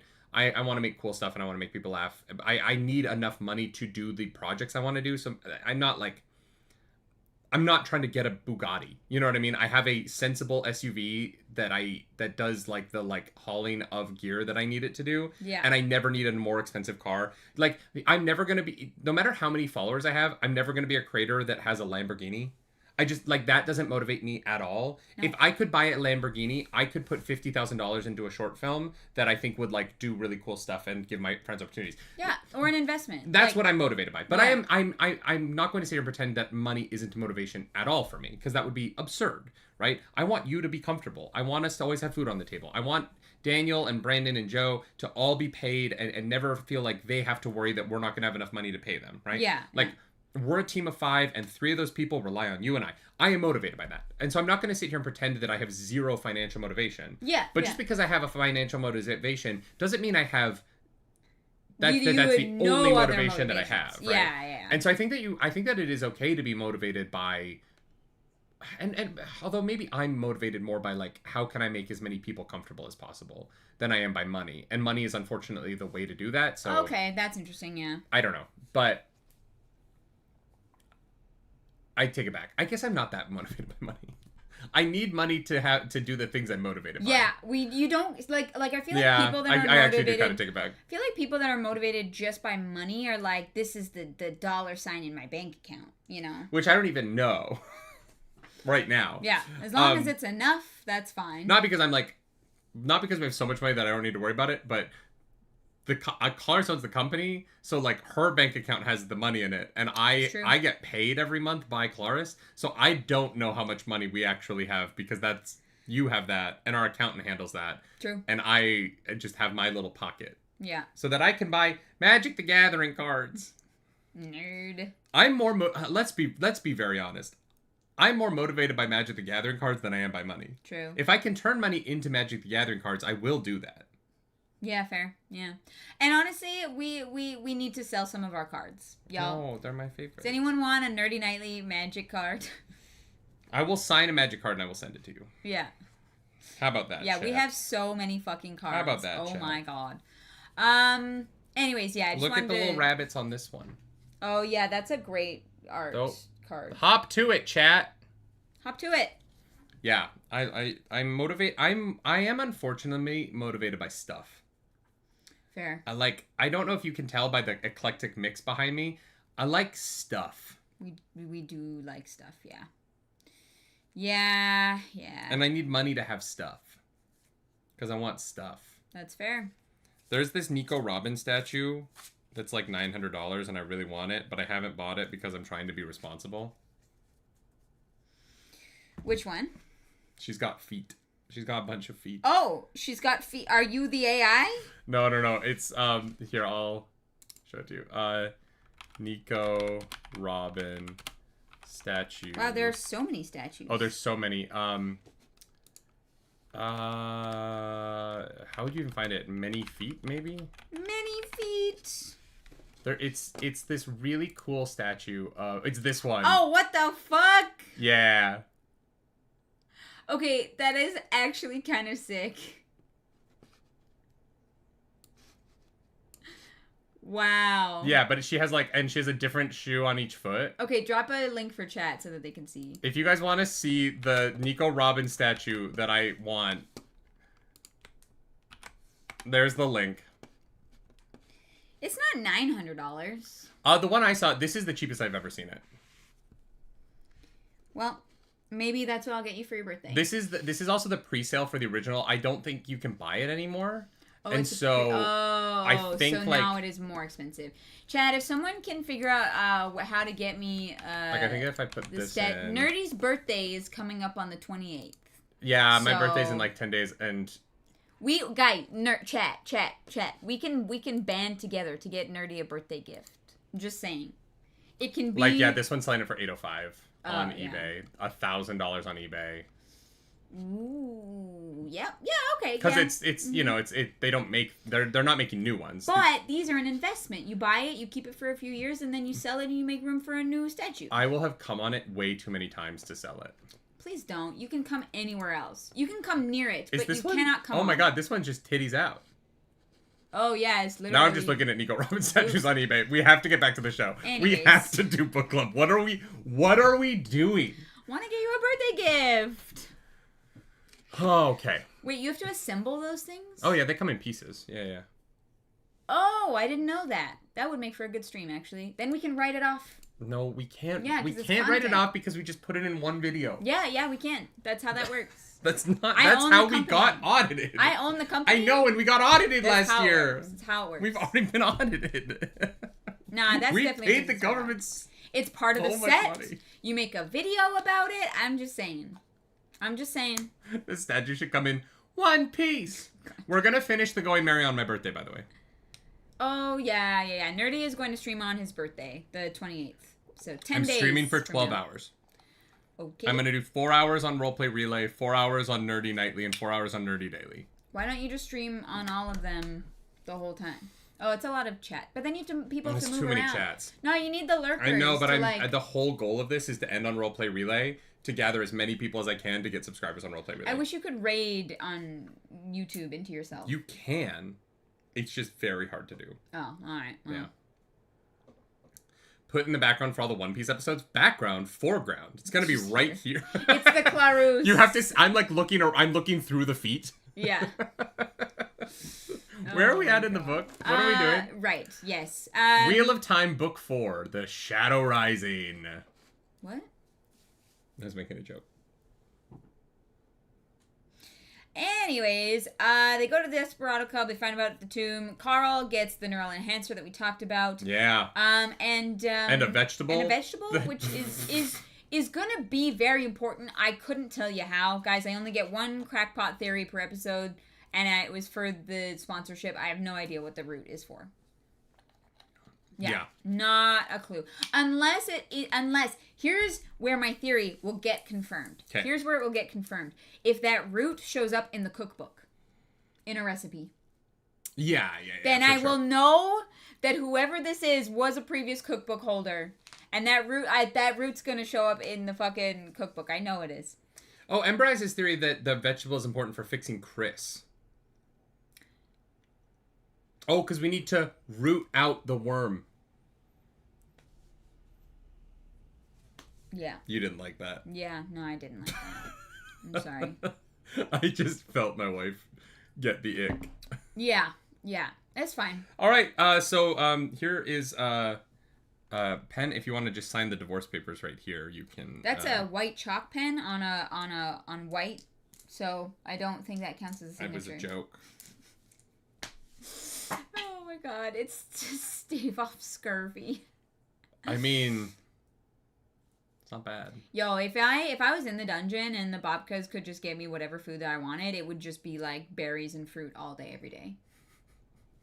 Why? I really like berries. But I would never have to worry about them being moldy, right? Because, like... Oh, you're saying, like, if the berries could just be the nutrition? Yeah, I mean, I would maybe shake it up, but I like berries, and it's man. really hard to buy berries, because there's, like... I'm assuming that going into the dungeon would fix my IBS and my lactose problems. Maybe. And so I'd be able to just eat butter chicken and ice cream and fucking... Oh, wow. The things I would eat. If I didn't have lactose intolerance. Oh my god, I could go to fucking Second Cup and get a frozen hot chocolate without having Lactaid. I do also have frozen berries, but frozen berries and fresh berries taste different and feel different in my mouth, okay? They're a different experience for different purposes. Anyways, Ruckus is a giant mechanical bird, and we have to go kill it. I'm not gonna lie, I forgot about Ruckus until you just said that. Oh, I did. I'd completely blocked Ruckus out of my brain. I actually really like the name Ruckus for, like, a pet. Oh, yeah. Like, if we got our, like, a hamster and instead of Nugget, we named it Ruckus, I think that'd be Nugget was a hedgehog. Or hedgehog, sorry. H word. Oh my god, we were rubbing off on each other. No, this happens sometimes. I know, but the saying H word, saying that's a big nerdy thing. R word. Not the R word. No, just any R word. No, we're talking about Ruckus. Rasputin. I just feel like Ruckus is a good name for a pet. Yeah, so they fight a bird. And we kill a burrow boss. Yeah, we learn about the Gate of the Feral Gods, but only because of the description that the AI gives. But then the description changes when they actually get into the boss battle, which is very interesting. Yeah, the whole world freezes, but not for the boss battle thing. The whole world freezes because the AI rewrites the story as it's happening, which is so weird. And Mordecai's like, that doesn't usually happen this early. Yeah. And so I think that this is one of those times where, because of the early appeal, the early veto that Borant used, the AI is going off the rails much sooner than expected, and that the consequences of that are very fascinating to me. Yeah. We do find out that the water quadrant is liberated by Chris. Yeah. Because there's an announcement about it. Yeah. The one thing that I'm a little like, about is that the announcement says that the water quadrant is liberated by Chris. Now, when we get announcements about Donut and Carl and Katya, the announcement usually mentions them. Like, it doesn't just pick one person. It usually mentions it if it's a team effort. I would say that the liberation of the water quadrant would technically be a collaborative effort between Chris's body and Maggie Mai's brain. And I find it very interesting. I see what you're saying. That the AI does not mention Maggie Mai on purpose because of what's about to happen. Fucking that's cheating. That's fucking That's sneaky bullshit right there. I'm just saying. I didn't even think about that. Like, at all. Yeah, right? Yeah, that the AI is deliberately hiding that. Maggie, yeah. Yep. Because it is technically a conjoined effort. Maggie Mai uses Chris's body to do it. Yeah, but it's bad drama if they reveal that Maggie's there. Sure, yeah. And look, here's the thing.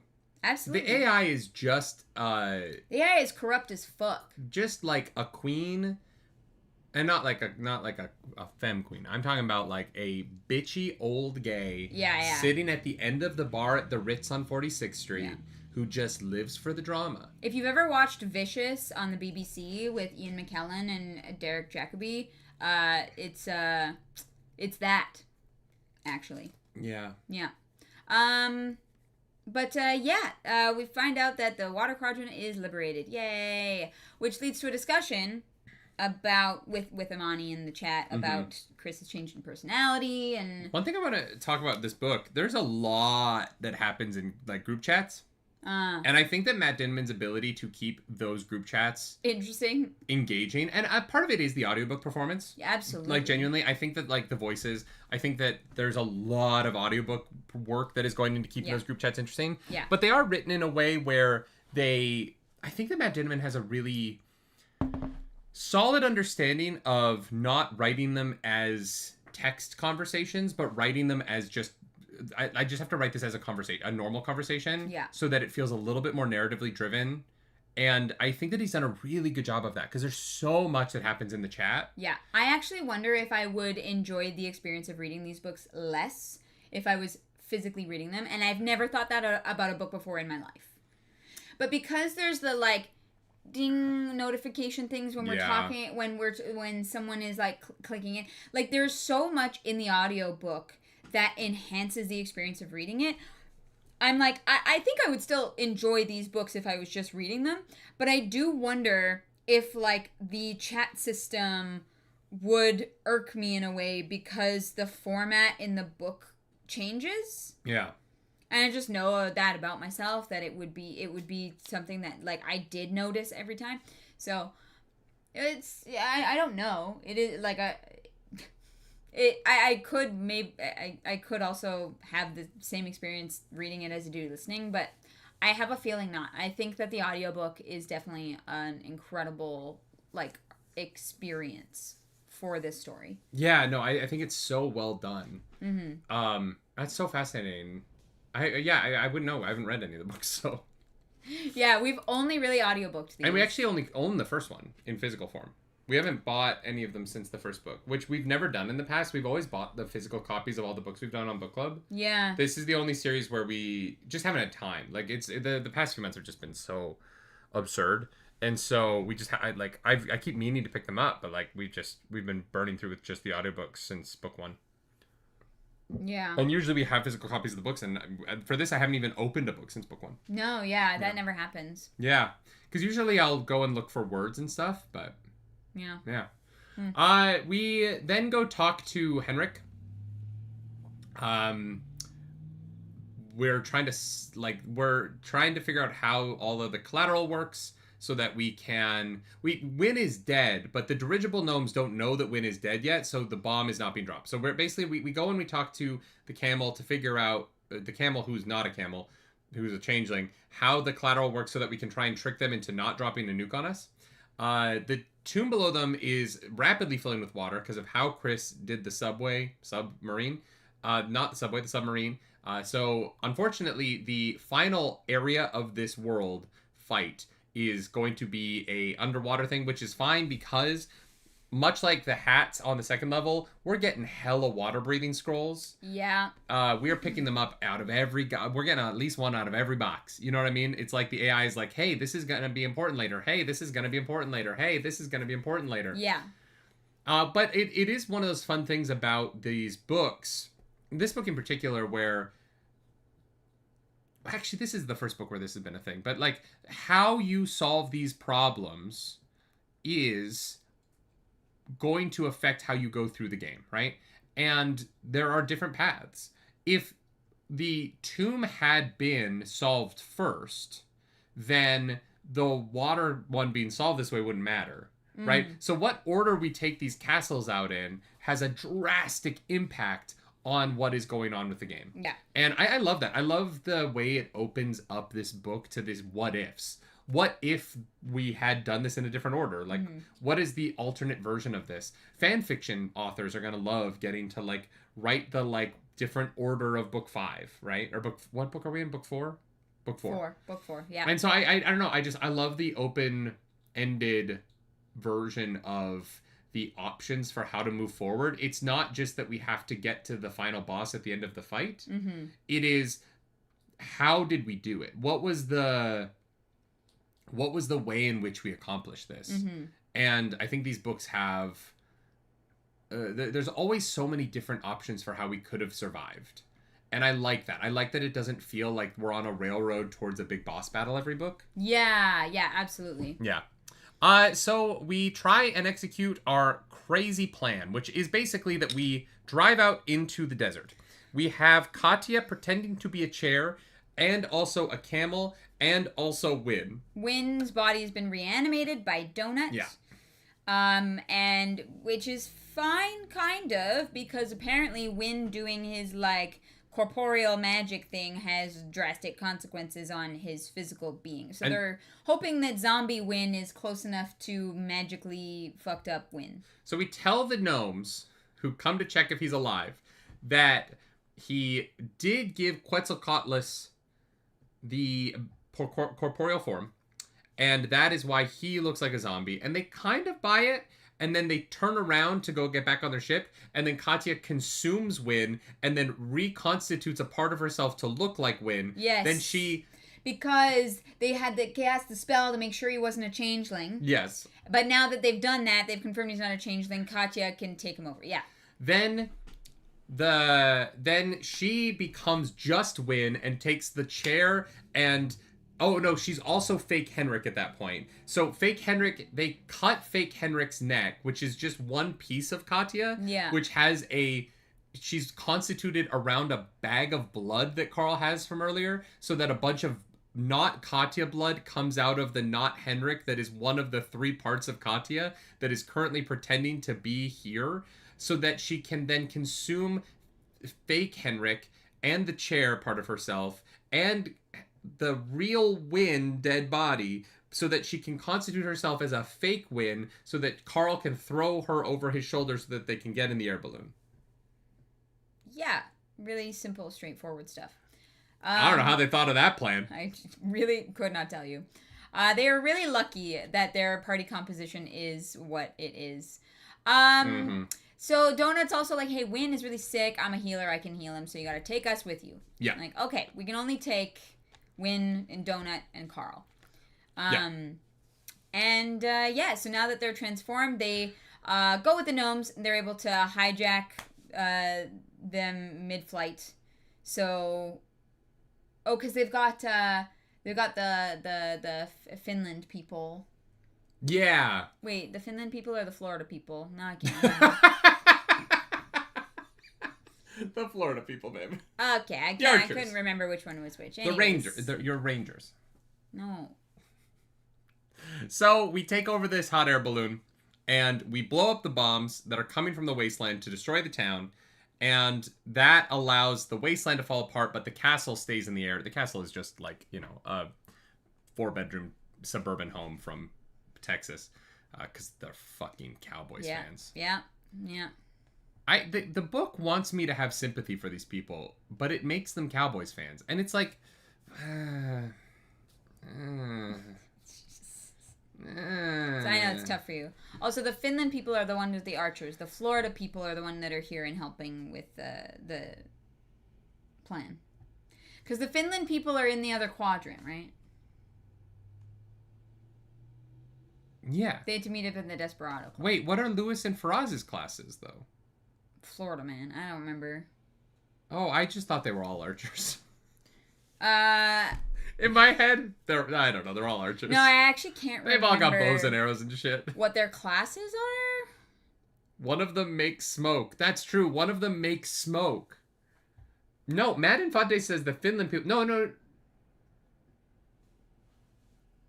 Wait. No, the Florida people are the ones with Carl, because they're the ones that had to get sobered up violently. Yeah, no. No. The Florida people are with Carl. We're the drunk ones, yeah. The Finland people are the subterraneans. Yeah. Yeah. Yeah. Yeah. That's true. Yeah. Yeah. Anyways, both groups are with Carl. No, one group is in the subterranean section. Wait, no. Wait, the subterranean section is not...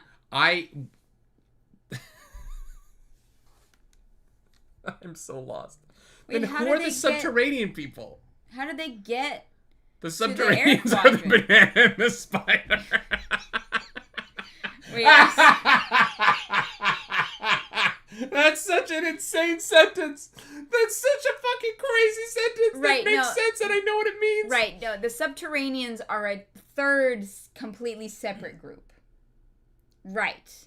That's, yes. Because the subterranean people can't be there. Guys, I'm going to be real honest. Mentally, I just lumped all of the people all the idiots in the air quadrant with us, I just Same. put them all into the Florida Finnish archer category. Same. Yeah. Like, I'm gonna be real. I'm gonna be real I was with like, you. those are the plebs. I put them. They're all the fucking. They're just them. I don't care. I completely forgot about the banana and the spider things. Yeah, because one of them's the arachnid with like the spider bottom half. Yeah. There's the one That's sneaky so- guy who's like real on edge because they keep sending him like because he's too valuable, but he can't find all the traps first. They keep sending people ahead, and people keep dying in front of him because he wasn't able to find the trap. Yeah. What a life. Now that you guys have put that in chat, it all just came back to me. But my brain had gone. I don't know. They're all. They're And just everyone else. They're the useless archer dudes. Yeah. That's so I'd call funny. them NPCs, but they're less memorable than the NPCs.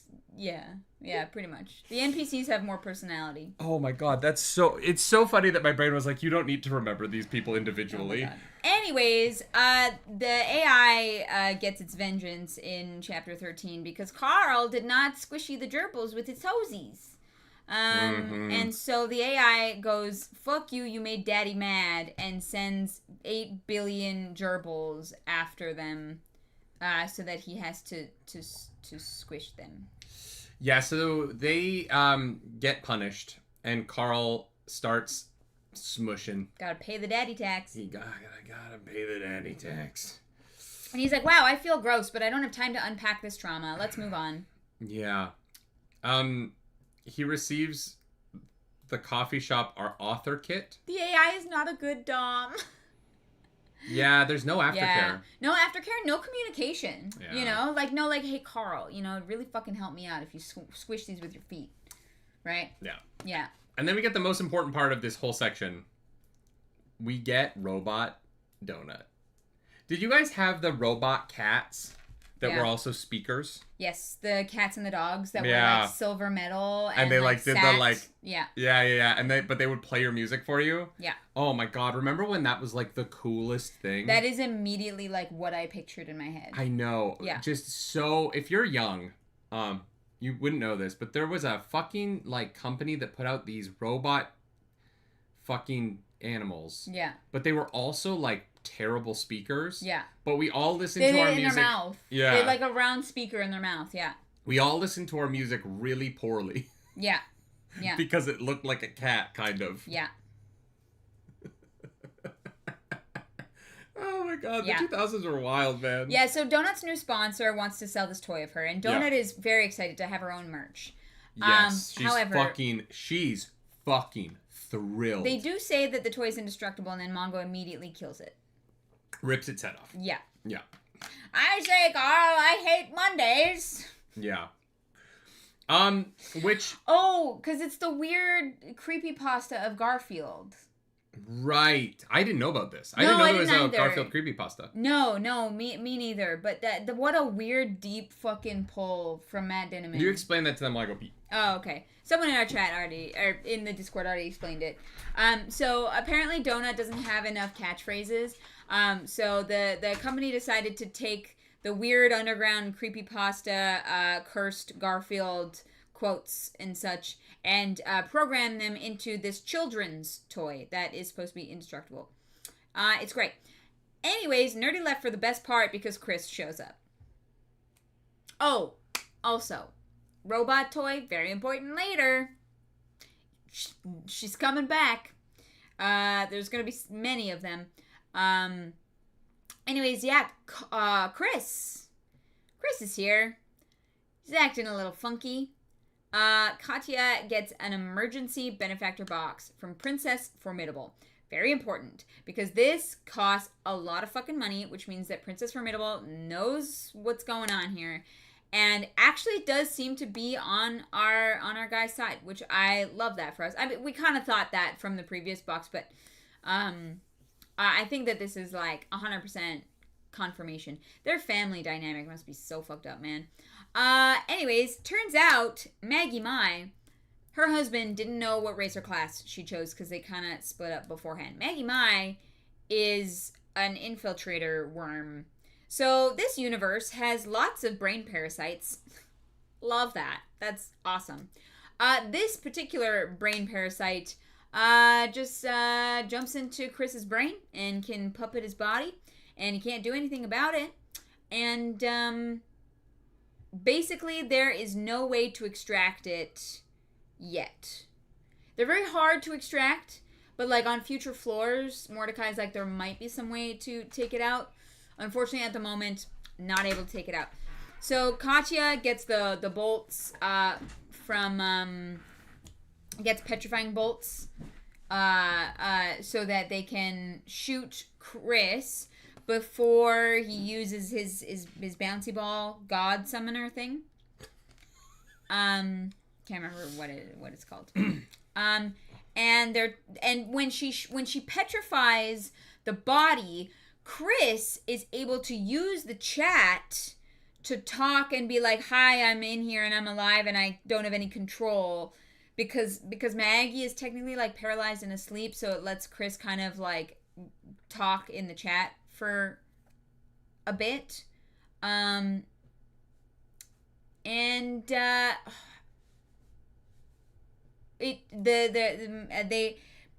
other I'm so Skull sorry. I don't Clan know. people sent the Princess summoning ball. No. Oh, the other Skull people. not Maestro. What's his fucking name? Stalwart. They sponsor Maggie. And they sponsor Chris. So Maggie's... No, it's both of them. Maestro and Stalwart both sponsor... Both Maggie and Chris. Yes. So that they're doubling up on sponsoring this one person. Yes, so they get to send a God Summoner ball thing. Mm-hmm. Yeah. Yeah, so Maggie is worshipping not Grohl. Yeah. Maggie's worshipping a different god that will probably come in piloted by Stalwart. God of Pain? Yes, so that she can use this ball to summon a god. To kill Carl and Donut. And so, yeah, they paralyze, and Chris is like, "Hey, please kill me. I want to be dead. This is awful. I cannot control my own body. I have a fucking worm in my brain." Yeah. And it's just the Yeerks all over again. It always comes back to the Yeerks. You know what I mean, Claris? Yeah. If you were like gonna fight the Yeerks, would you willingly become an Animorph? I have no idea. You've never read Animorphs? No. Should we book club Animorphs, you guys? Wait, we should book club Animorphs because the show's coming. Sure, yeah. In Animorphs, the bad guys in the Animorphs are the Yeerks. Yeah. Which are a brain slug from space. Yeah. But why are animals better at fighting brainworms? So in the first book, they meet this guy, this alien, whose planet has been overrun by the Yeerks. Was this like a Shazam situation? Where they meet a wizard and they get powers? Yeah. He gives them the powers to turn into animals. Yeah. But if they are in animal form for more than 2 hours, they are in that animal form permanently. Okay. And so they have to transform back into humans every 2 hours. This still does not answer my question of why the animals are better to fight the Yeerks. Like, why wouldn't I just fight the Yeerks as me instead of an animal? Because you're not a fucking bear. Okay. Or, like, you can't sneak into a Bears cave like a mouse. Bears can't shoot guns. It's a children's series. There's no guns. Well, ever. Solve your Yeerks problem. Just get guns. There's 52 numbered books. Oh my We could do the Year of the Animorphs and do the whole series. Oh my god. They're short. They're not like they're quick reads. Yeah. Anyways. Because you need to be a sperm whale to go that deep in the ocean. Sure. That book's fucked up. One of the kids gets stuck as a hawk. He just Forever? Yeah. But is he like sentient hawk? Yeah. He knows. That's not that bad. He can't talk though. Oh, well that's. But they're like, "Oh hey, there's Tim. He's here to help." And he's just stuck as a hawk forever. Wow. Well, oh yeah, it's like deeply fucked up. Okay. It's like Animorphs reads like because it's the book that I always got from the Scholastic Book Fair. it reads like you're like, oh, this is like a kid's series. But if you actually like pay attention, it's what happens in that series is so deeply fucked up that you're like, I can't believe we allow children to consume this. It's a fucking nightmare. There's brain worms consuming people. There's like slaves and like people they have to save people. His name is Tobias. Yeah, Tobias is the one that I was trying not to spoil it, but if we're just spoiling it, Tobias does get cause a huck. I said Tim because I was trying to be vague, but yeah, well, there's a now whole, I'm not gonna read Animorphs. No.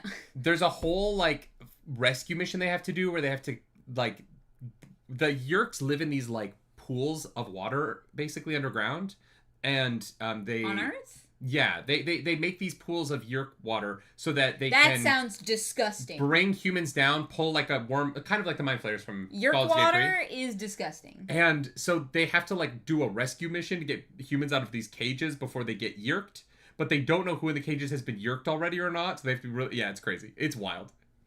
And if the Yeerks find out their identities, they'll get yeerked, and then the Yeerks will get the Animorph powers. Oh, wow. Anyways, Donut saves Carl from having to kill Chris.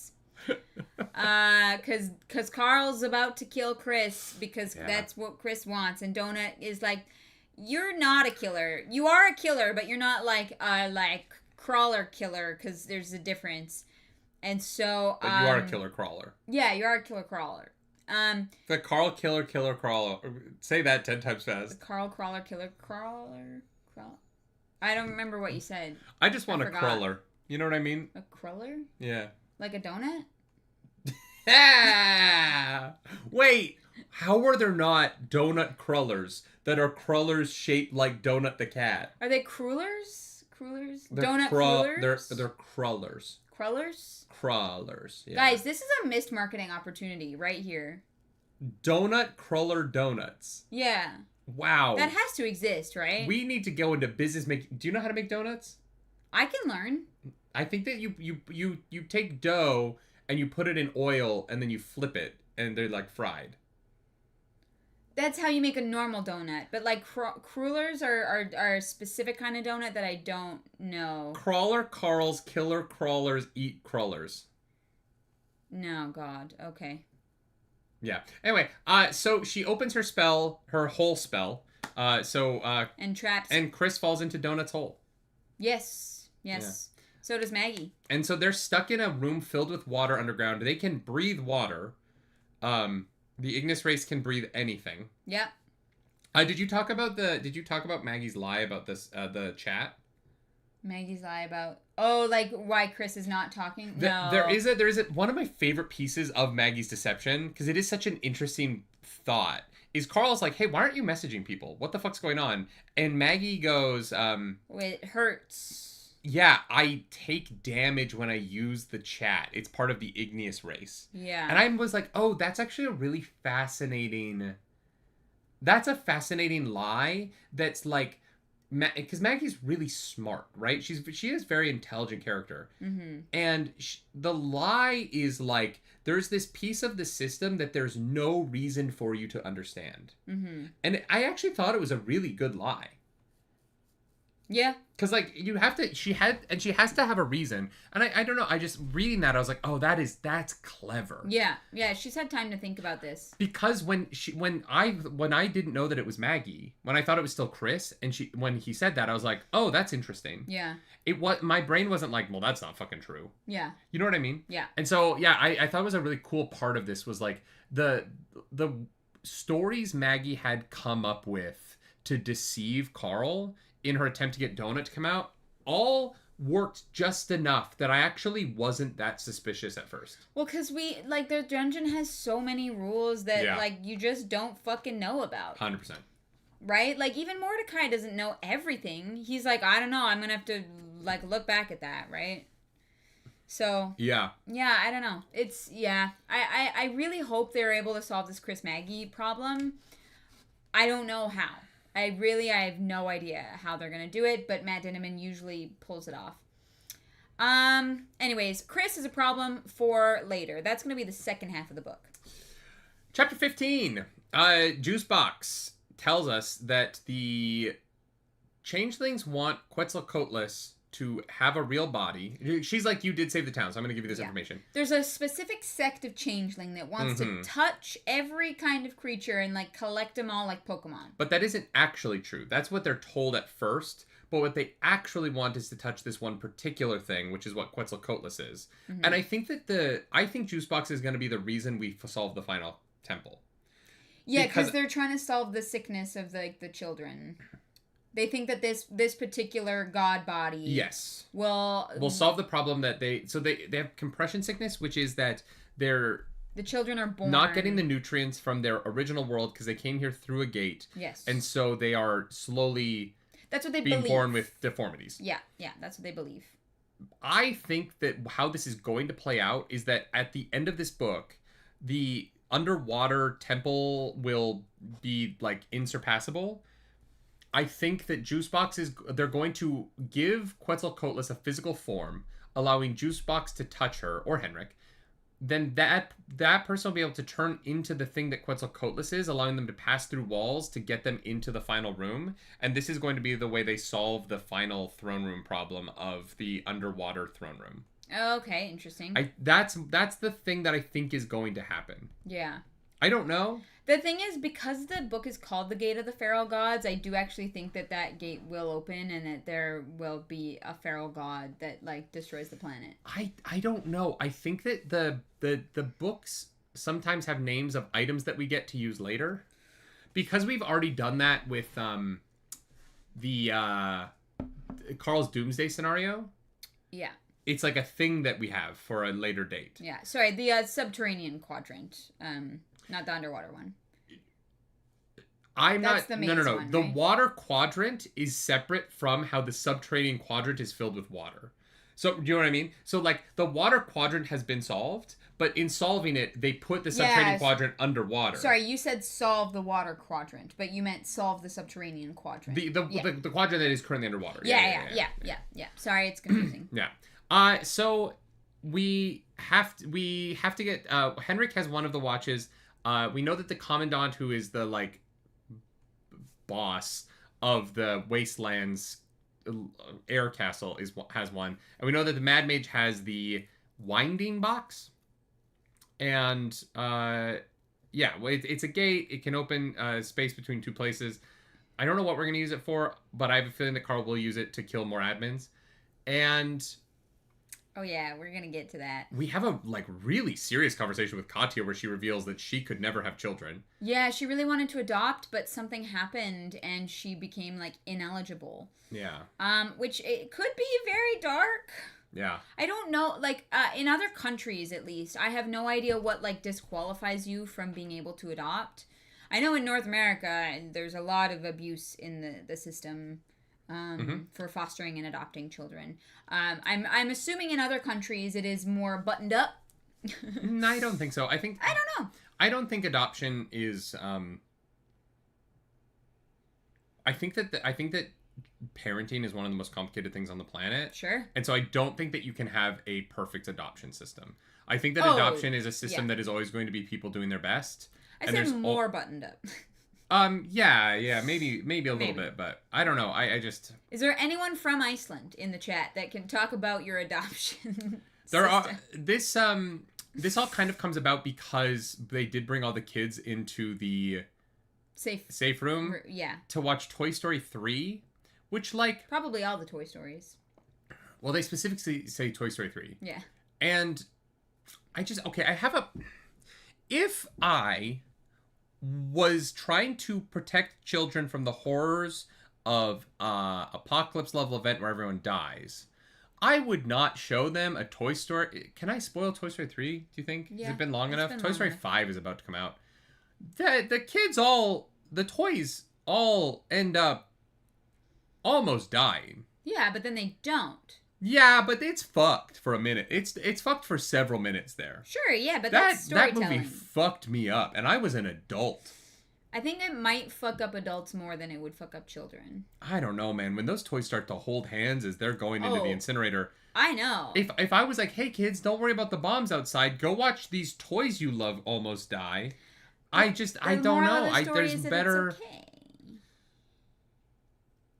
Would Land Before Time be more thematically appropriate? Look, Talon at least Ramel, that's only one. Fuck you. Are you kidding me? You want children to watch Land? What fucking kind of monster are you? We learned our lesson in the 90s. We did that once, and look what happened to our generation. We're fucked. We're all weird perverts. That's reading 'cause Dungeon of Land Crawler Before Carl. Time? Yes. I don't think there was a single horny thing in Land Petrie's Before mom Time. was hot, okay? Is that your wood cake? Like, hear me out cake? Is Petrie's mom? She's got it going on. Petrie's mom. We went to the same place. Why are we one person? Petrie's mom was hot. Oh my god, wow. Was Petrie's mom alive? I actually just said Petrie's. I think I'm remembering it being Petrie's mom. You mean the flyer, Petrie, right? Yeah. Yeah, I'm pretty sure Petrie's mom is alive, at least for some of Petrie's them. mom, Land Before Time. Yeah. Still would? No. Okay. She's kind of too sad. You know what I mean? Like, she just sort of she needs confidence. Sure. Oh, but like here would. When Petrie's mom is smiling, Petrie's mom is kind of hot. Oh my god. I think it's the eyelashes that do it for me. Sure. It's just when she's kind of like sad, and like if I was Petrie's mom, I'd be sad too, because like fuck, I fucked that up. What about Sarah's dad? The Brontosaurus? Nope. The Triceratops? I need to see Sarah's dad. No, Petrie's mom is the hot one. Guys, we should just do a video. I just Googled Sarah's dad, and I have no idea what Sarah this is or why this is her dad. You also put an H on it? Yeah, you fucked up. You put an H on it. Guys, we just do a video. A video that is... Nah, he's too mad. Oh, yeah, no. I that was a test. He's kind of an asshole.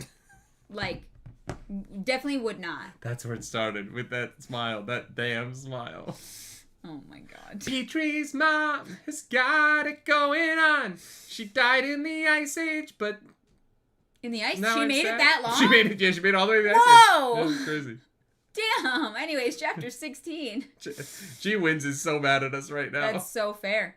That is so fair. Well, actually, anyways. We steal a plane. We fly up to the castle. Yeah, we're still at chapter 15. We get to the castle. The daughter is there. Bonnie is covered in blood. And she's like, my daddy's dead. It's true. He's there. He's dead on the table in the house. He was killed by a goose. Yeah. And what's so funny about this whole chapter is, in my head the whole time, it was a giant goose. Canada goose? Well, we thought it was a Canada goose, but I thought it was a giant goose. No, it's like, just I thought Carl was goose. fighting a Carl-sized goose. Nah, it's just goose. But then it goes through the whole, and I was like, wait a second.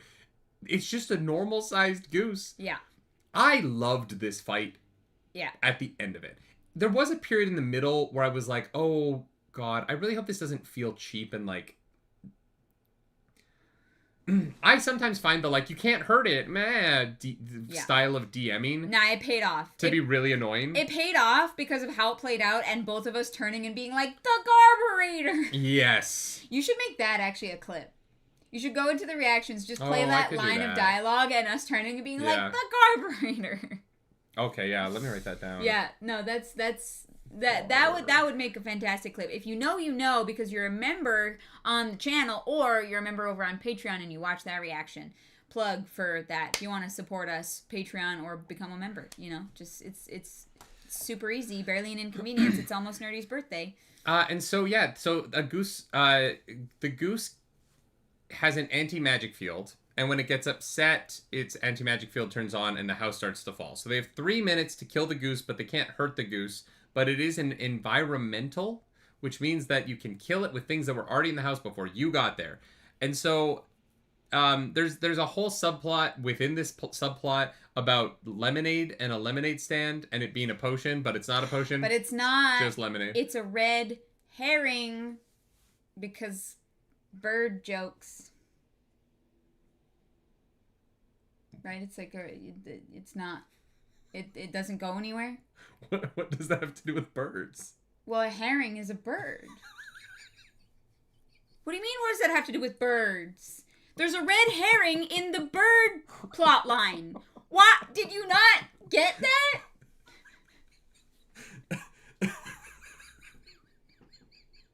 Herring is a fish? I thought it was a bird. I thought it You're was thinking of a heron. a heron. Yeah, that's it. A heron. What do you mean? What does it have to do with birds? Well, birds eat fish.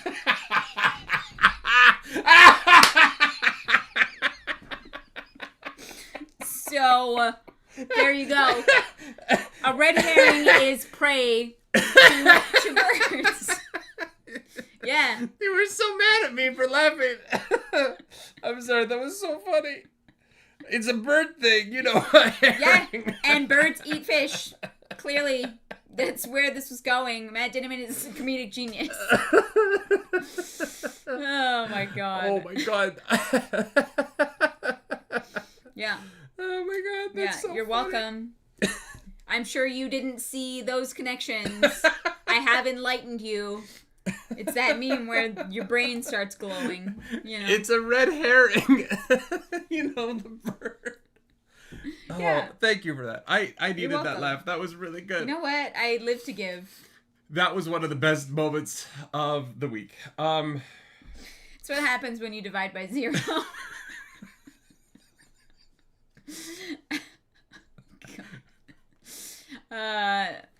No, my nickname is Lil Roos, but Red Heron can be an inside joke. Oh my god, red heron is so funny. You were so confident. You're like, ah. Yeah, I thought it was really clever. Okay. Anyways. It's not, there's nothing wrong with it, because, like, I do understand not knowing what a red herring actually is. Right. Like, it's one of those things where, like, red herring is used so much more than, like, the fish. I've never eaten red herring before, yeah, you know? But it was just the confidence that you had that red herring was a bird. Are there other colors of herring? I have no idea. I don't know. I just know what a red herring is. The red heron flies for Tom and Gaten. Wow. Thank you. Genuinely, thank you for that. That was great. So the lemonade was a lie. But, you know what's not a lie? The power of a garburator. Yeah. Carl, after getting fucking torn to shit with teeth, Mongo is, like, literally torn to shit. When the first magic, anti-magic field when the anti-magic field started, the clockwork Mongos near him exploded. And so Mongo, like, walks in the room with shrapnel of, oh my god, it's pretty horrifying. Mongo gets blasted by razor goose teeth. And Donut starts to really fall apart, which Carl talks to her about later, and she's like, I'm a magic class, Carl. What the fuck did you want me to do? Yeah. They're both right. Like, Donut definitely did let it go a bit too far, where she wasn't, I think, fully paying attention. 100%. I agree with that. But also was like, I can't be useful here. Yeah. I need to try and save Mongo. It's fine. Mongo's fine. No, don't worry about it. Mongo will never die. But they'll get out of the dungeon and they will have a pet velociraptor for the rest of their lives. But the best thing for Mongo is for Donut to keep a more solid head on her shoulders, right? Like, caring about someone is great, but it is the... She's just a baby. It is the airplane thing of, if you are going to put your mask on, put yours on first, and then the person you are helping. Because if you don't have oxygen and you, like, fuck up their mask and then you pass out, you both die. Yeah. Or you put a mask on a child and then you die, and then the kid is fucking left alone. Put your mask on first. Put your child's mask on first. Second, there's no way you're out of oxygen long enough for either of you to be in any actual danger. Yeah. But it's just important to put your mask on first. Yeah. Because the oxygen on planes doesn't actually keep you alive. It keeps you calm. It chills you out when bad things are happening. That's its purpose. And so they want the person who's putting the second mask on to be chilled out by the first mask. So how about just not put your mask on? You won't die then, I guess. Just don't put it on you and then put it on your kid. Your kid's going to be calm, and if you know you can be calm, then you don't need the mask. No, put the mask on. Just put the mask on. If you need it, you need it, right? If you end up needing oxygen, you need oxygen. But the main purpose of it is actually to, like, calm you, not to... Sure. Because, it like lowers your anxiety. I have never found that to be calming, personally. Uh, I don't actually know why it does what it does, but it does have an effect on your like respiratory system in some way. I'm saying it has never worked for me personally. We regroup after having liberated the air quadrant, and we go to watch the recap. We get another version of the pet companion, the fake donut. Yeah. This one has a bomb in its head because we can't get... They don't want us getting technology from an unfair ad deal, even though our sponsors give us technology all the time. I didn't really understand this. Loita's a fucking cunt. That's what this comes down to, okay? She's like, fuck Carl, fuck Donut, fuck you guys for making Zev go to fucking brainwash camp and we torture her relatives. Yeah. Speaking of which, Zev is kind of back. Kind of. But kind of. Anyways. They're talking in Gossip Girl code, and even though I worked on the show Gossip Girl, I never watched it. Yeah, I don't know what any of it means. I wonder, like, I wonder if the book explains it, but I feel like it definitely was, like, some kind of code. Oh, no, no, I know it's code because they've talked in the chat about how it is a code. Oh, okay. I could not parse it. Yeah, why did Matt Dinniman watch Gossip Girl is the question that I want the answer to. Even more than, like, what is the code? Matt Dinniman, Gossip Girl fan over here. Yeah. That means he's seen you on TV? No. He's seen the back of my head multiple that's times. you. That is your body. Yeah, I'm just saying. I'm not complaining. Gossip Girl paid me very well. Hey, Gossip Girl, thank you. There were days where I was only eating food because you kept bringing me back, so... Anyways, part of the toy deal is that they have to go on the infomercial for the toy. And Lloyd is like, you better not fuck this up, you stupid idiots. Lloyd is very mad at these people who are in a situation that they were forced to be in. She's also weirdly racist against dry people. Yeah. In a way that just... Man. It's something. Yeah. It really is. The way that the audiobook narrator in her voice says dry just felt like a slur. Oh yeah, 100%. Like he really managed to make dry feel like a slur, and I was it's like, I'm moisturized. That's rude. I was impressed. I was impressed with that. The word dry to me has never felt so vile as it does in this novel. Yeah. Anyways, right before we go to... Okay, so Zev comes back. We find out that her family was tortured. And this breaks Carl a little bit. Carl is like, all right, plan enacted. Because Loita's like, do you know what we had to do to her mother and her aunts to make her join the Bloom? And I was like, why would you tell us that? Yeah. We don't need to know. Well, apparently we did, because Carl is like, fuck you, Loita. Carl goes to the sapper's table real quick before... they go on the infomercial. Yeah. He makes sure that the thing gets covered in the multicolored dust shit. So from the cookbook. So that the toy stays in the green room with Loita while they go do the infomercial. So Carl has figured out that the piece in the back of the toy's head is like the shitty piece of plastic on a remote control. Yeah. That you can, like, manipulate. And so they go to do the infomercial. Carl tells the fake donut toy to stay near Loita. Yeah. Then he, like, wiggles the thing, makes it real loose. You know? No, he breaks his fingernail. He in it, which I puts, like, a thing in between. He's been practicing a way to, like... slip his thumb against it so that a piece of his fingernail breaks off and creates a slidey barrier. Yeah. So that when Loita gets up off the couch, because they go in and they start doing the infomercial, and Carl starts being like, yeah, but like, what about your parent company wanting slavery? And which is a valid question, Voltamax. So the fish fucking... Verilux, sure. Gets off of the couch. Yeah. The cat toy jumps off the couch. When it hits the ground, the fingernail makes the back of its head pop open, blows up, and then Loita does not die. But before we get to that, the reason why we know that this is possible is because... Is it Coney? Oh, there is a person in the cookbook who previously tried to kill someone this way and failed. Yes. Yeah. I did not expect the book to reveal that Carl has a zinc deficiency like this to break his nails so easily. But I appreciate that bit of Carl lore. What? He's got really brittle nails. If you can just like snap them off like that. And that has to do with zinc? Yeah. No. Yeah. So why do you have a zinc deficiency? I don't know. I Why forget don't to you- take my supplements. Oh. There's zinc supplements in the cupboard, but we just forget to take our supplements. We have so many vitamins that we don't take. Yeah. It's great. We collect vitamins like some people collect Funko Pops. We think that we'll want them in the future, but we forget that they exist. We don't have that many. We don't not have that many. We have enough. Yeah. Christian rapper, this podcast shaking my head. What? Because we're talking about zinc supplements? Oh, I thought it was smack my head. Not shaking my head. I thought it was like... I thought SMH was like facepalm. Like smack my head.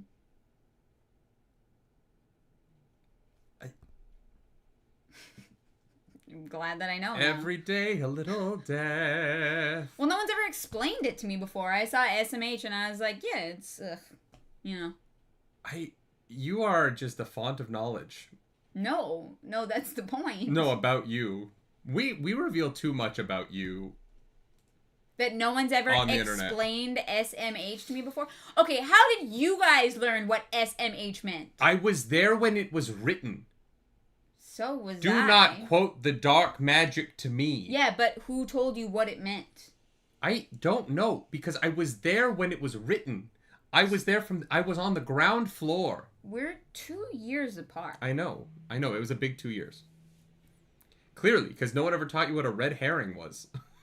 You Googled it. Oh, see, that's less fun. See, there's this thing called Google. No. I asked ChatGPT. No. You see an abbreviation and you just insert words into it that kind of make sense.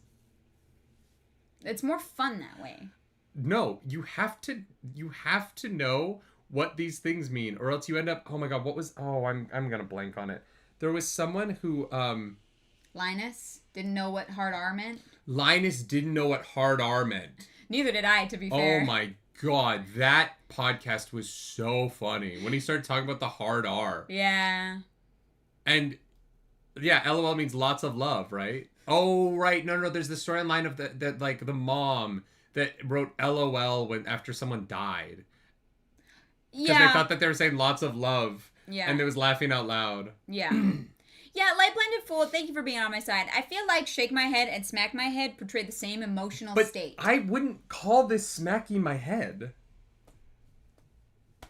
What do you mean? But that is a different... that is a gesture that means something else. It's like... It's when you go like this.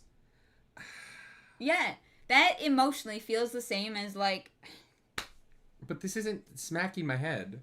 This is like, fucking idiot. This is use your brain. Yeah, it's the same sentiment. I'm just saying. If the context around the abbreviation doesn't give me enough information to know what it is, just Google it. Clarence just assumes. Well, because the context around the abbreviation felt like smack my head was appropriate. But when have you ever heard someone say smack my head? When have I ever heard someone say shake my head? Shaking my head is like a common phrase. No, I've never heard a single human being speak that phrase aloud. In my life. Ever. Not once.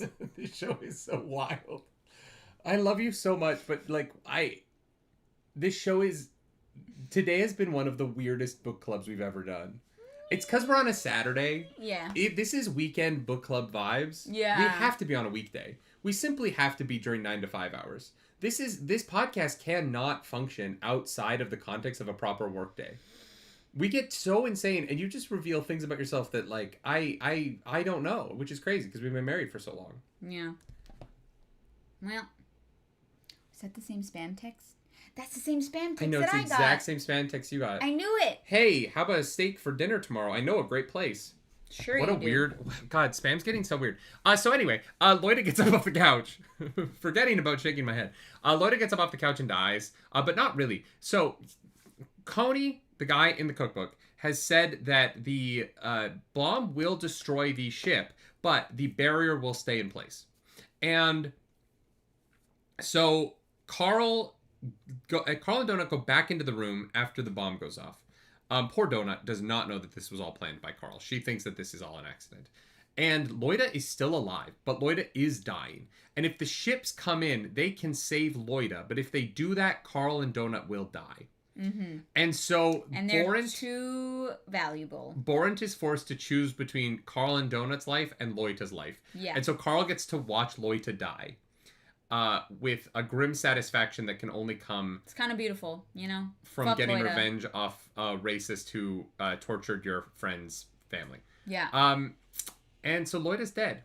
And we wake up in the Desperado Club for the final chapter of the week.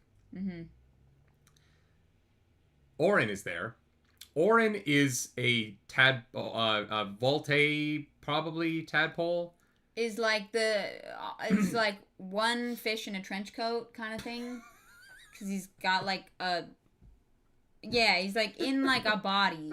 He's in like, a fishbowl shaped head. Yeah. A head shaped fishbowl. Yes. Oh, Oren isn't upset at losing Loita. Oren is upset because so we find out that 15 admins have died this year. The last crawl, 3 died, and that was considered to be a lot, which was fascinating because I was like, oh yeah, human beings don't put up with shit. Yeah, no, we have found out that Lucia Marr is responsible for 3 of those. 2. 2? 3? She's killed 2. Oh. But she's signed that... For some reason I thought it was 2. They haven't killed her because she signs a confession each time. It's like, yeah, I did it. Yep, I did that, and I'm worth lots of money to you, so... So, there's so many interesting and weird parts of this conversation, I don't even know how to get into them all. Well, it's been 5 days. It's been 5 days, that one's big. So they've lost a bunch of fucking time because there have had to be meetings and pitches and arguments and stuff about what to do in this situation. So, big stuff. 1, he says... 2 plus her game guide. So yeah, 3. 2 admins plus a game guide is 3. Right, but we don't care about the game guide. Oren says that in the chapter. Sure, yeah. I'm just saying. No, you're right. I'm just like, right. I'm thinking 2 because it's 2 plus the game guide because he doesn't care about the game guide. So Lucia maybe can be on our side if we just all start. No. They want her dead. Yeah.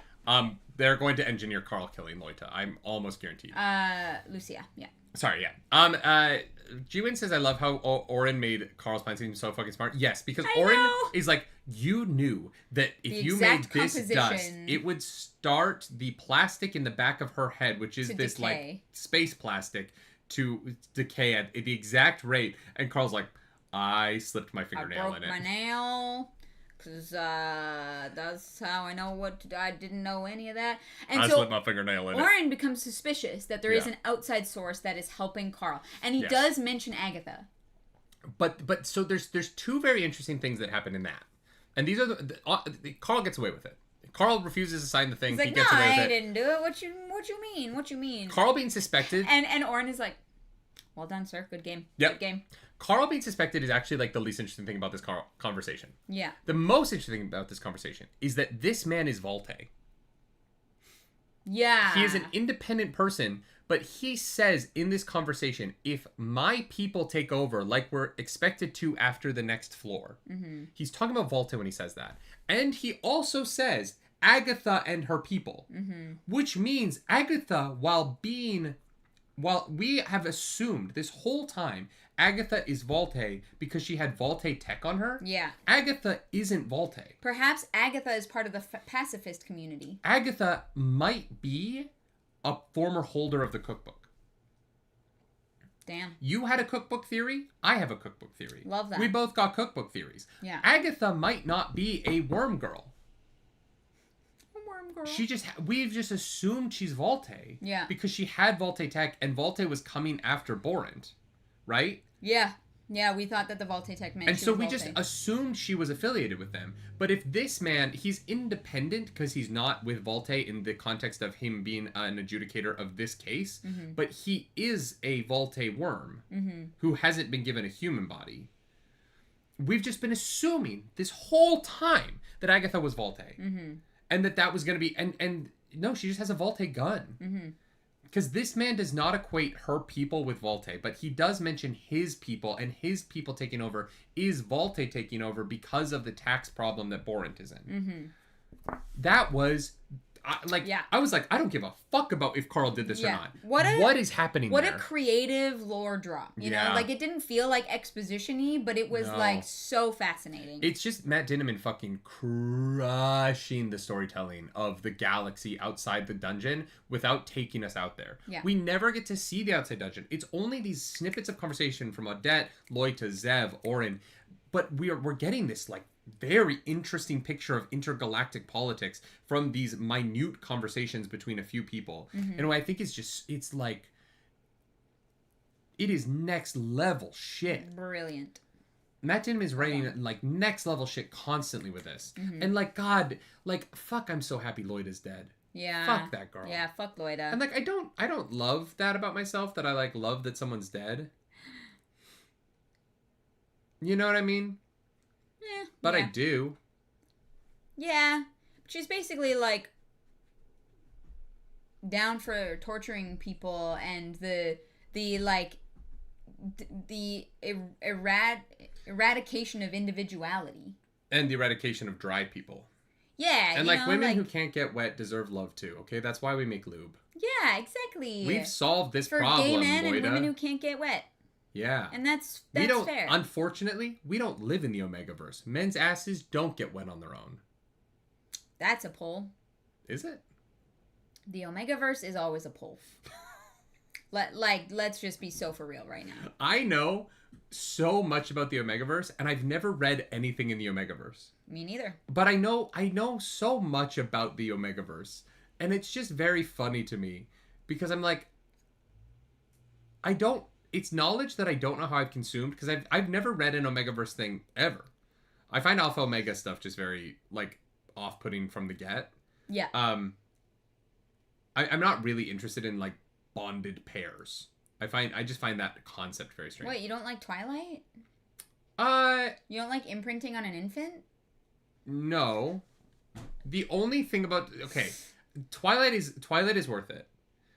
For the "you named my daughter after the Loch Ness Monster," it is one of the greatest lines in cinema.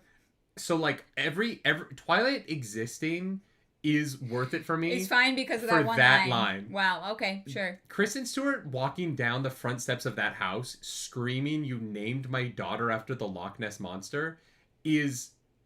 I just think it's one of the funniest line deliveries and lines of all time. It's so good. It's so perfect.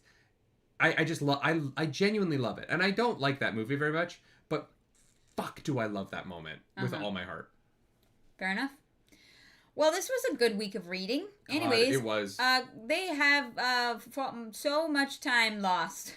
That they're going to have to make up in the second half of the book. Carl's so mad about the time lost too. He's like, oh, I understand. I would be mad too. But we're gonna, I think chapter 20, we're gonna get to learn what was Katya up to for those 5 days, because she's back on the top 10 list. Yeah. She's down on the Earth Kingdom. She's taken the Flying City down. Because, they got like this gem. We didn't talk about it, but she got a gem from Bonnie. Carl gave it to her. So they've gone down. And Katya is hanging out. Some people are bringing the house back up to get them. And, we still have 2 throne rooms that we have to enter. And I don't know. I feel like Carl and Donut should like get an experience boost or something for winning their appeal. I think that like being wrongfully accused should there should be some like way that they get something back from that. Because they've been like, and maybe the AI forces something on them that helps them, because the AI is like, you guys are getting fucked at the end of every floor. They got fucked out of the fucking celestial box. I don't know what the AI really cares about though, so it's tough to know where it's gonna land. The AI seems to want the game to be fair. No, I think he wants the game to be funny. But yes, but it also like Borant is speeding it up, and so the AI is making everyone stronger so that the game is fair. Yeah. Right? And so if Carl and Donut keep getting fucked, is the AI still mad at Carl? He smushed so many gerbils. They kissed and made up, you know? They're fine. He might be a little pissed. I don't know. I was just... Blue just shared the reactions for next week. Thank you so much. Good lord. Y'all are mad lads. What the fuck is that? It's gonna be a lot 21, of fun. 24, 26, 27, 28, 29, 30, 31, 32, 33, 34, and the epilogue. Holy fuck. So the only chapters we're not covering 20, 22, and 23, and 25. 20, 22, and 23. And 25. Hell yeah. Also, mad lads. on Monday, Mad lads. Monday, I will be back live on the channel doing the final Percy Jackson book. There were no audiobook reactions this week, so I'm just going to start listening to that today because I forgot that I was doing that Monday, and so I have not started it yet. So I have 2 days to listen to that book. Great. Yeah. Do you need to push it back? No, it'll be fine. How long is it? I don't know. How long is the audiobook? You just don't have a ton of time? I have all day tomorrow. We're not doing anything. Oh, are we not trying to go to another pre-release? We can. How long is this book? Give me a sec. We like Magic. Say something Gathering. interesting while I...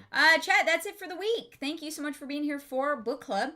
We're going to do high-low, where I do my high... Oh, it's 11 hours? Yeah, Nerdy does his low, I do my low. Okay, Nerdy does his high of this section where we compliment Sandwich D's Beach. So...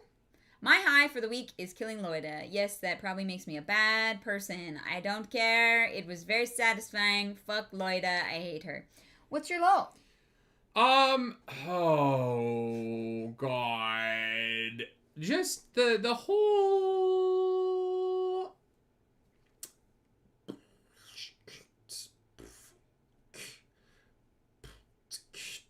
I don't want to call it my low. Like, I was going to say the Affetchi stuff because it just made me feel so sad, but it was so well done that, like, I don't... a low. It's not like a low... I don't know. I really like this book so far. I'm a big fan. Mm-hmm. I think book 4 thus far has been pretty fucking fantastic. Oh, the vomiting in the safe room. Mordecai, take them outside. What the fuck is wrong with you? Sure, Easy. yeah. Easy. Yeah. I bought this instead of using a credit because it was on sale. What? But we have so many credits. We don't. We only have 3 left. And I'd rather use them for like $40 audiobooks than a $10 audiobook. 3 left. We should get one every month. I know, but we buy 3 books a month now. No, we don't. Yes, we buy a Dungeon Crawler Carl book, a Percy Jackson book, and an Expanse book every month for the last 3 months. Oh. Okay. And so because this one is $10, I would rather use the credits on expensive audiobooks instead of... Okay. Fair enough. Yeah. Anyways, yeah, but I don't know. My low is like losing 5 days. That fucking sucks, man. Hope you can pull it off. Yeah, I agree. What's your high?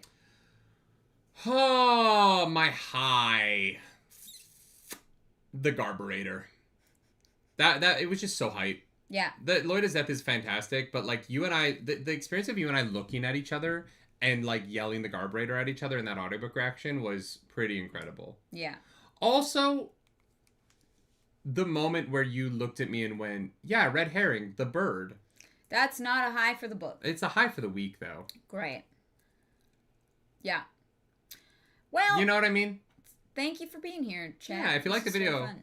like, subscribe to the channel. If you don't, hit the dislike button. Leave me comments down below because the algorithm god is hungry and we must feed her. This episode, that algorithm goddess is... Juicebox. Fair. Yeah, Juicebox. If you want to follow us around the internet, you can. I'm at Nerdy Nightly. I'm at Claris Polaris. You hit 100K. Let's go. We're 100K. We're going to get a button soon. Maybe we'll do the celebration when we get the button.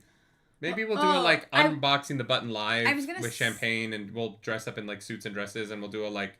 I was going to say, we'll if we speeches. could take your birthday... No. We'll do Academy Awards speeches, and we'll hold up the plaque and do speeches. No. Yeah! We'll each give a speech. I don't know how to write a speech. We'll just thank people. When then you forget somebody and then they feel bad, and that's just terrible. Well, we could also celebrate 100K on your birthday because you're gonna stream all day anyways. So the Nerdy Nightly portion could be like the 100K, like Ask Me Anything vibes. Cool. Yeah. Correct. Awesome. Love that. Claris. We're gonna celebrate 100K on April 28th, and also Nerdy's birthday. You almost forgot my birthday. Well, because we were thinking about doing something on the 26th. And, yeah. Claris, it's time for Smut Corner. Canada. Why read some smut on anyone else? On anyone else? So you're fucking juice box, right? Okay. What are you asking her to turn into?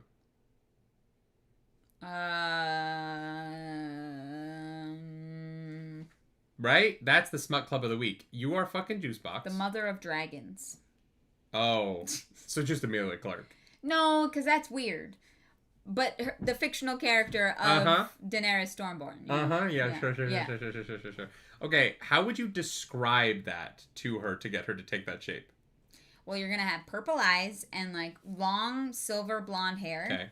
And then you're just going to look like a pretty lady, and that's all that really matters. Pretty lady, purple eyes, blonde, white hair. Great. Yeah. Yeah, what about you? What are you asking? Is it Petrie's mom? No. It's the is it a blue Twi'lek or a green Twi'lek? There it is. Yeah. You're like, so it's a humanoid, but it's got these things coming off the back of its head that look like tentacles, but they're not tentacles. Because they don't have, like, muscles in them. Yeah. And it's they're one hot. Of them. They're so hot. Yeah. Maybe you could shift between blue and green, you know? Do something nerdy night, y'all. Bye! Thank you, Maud!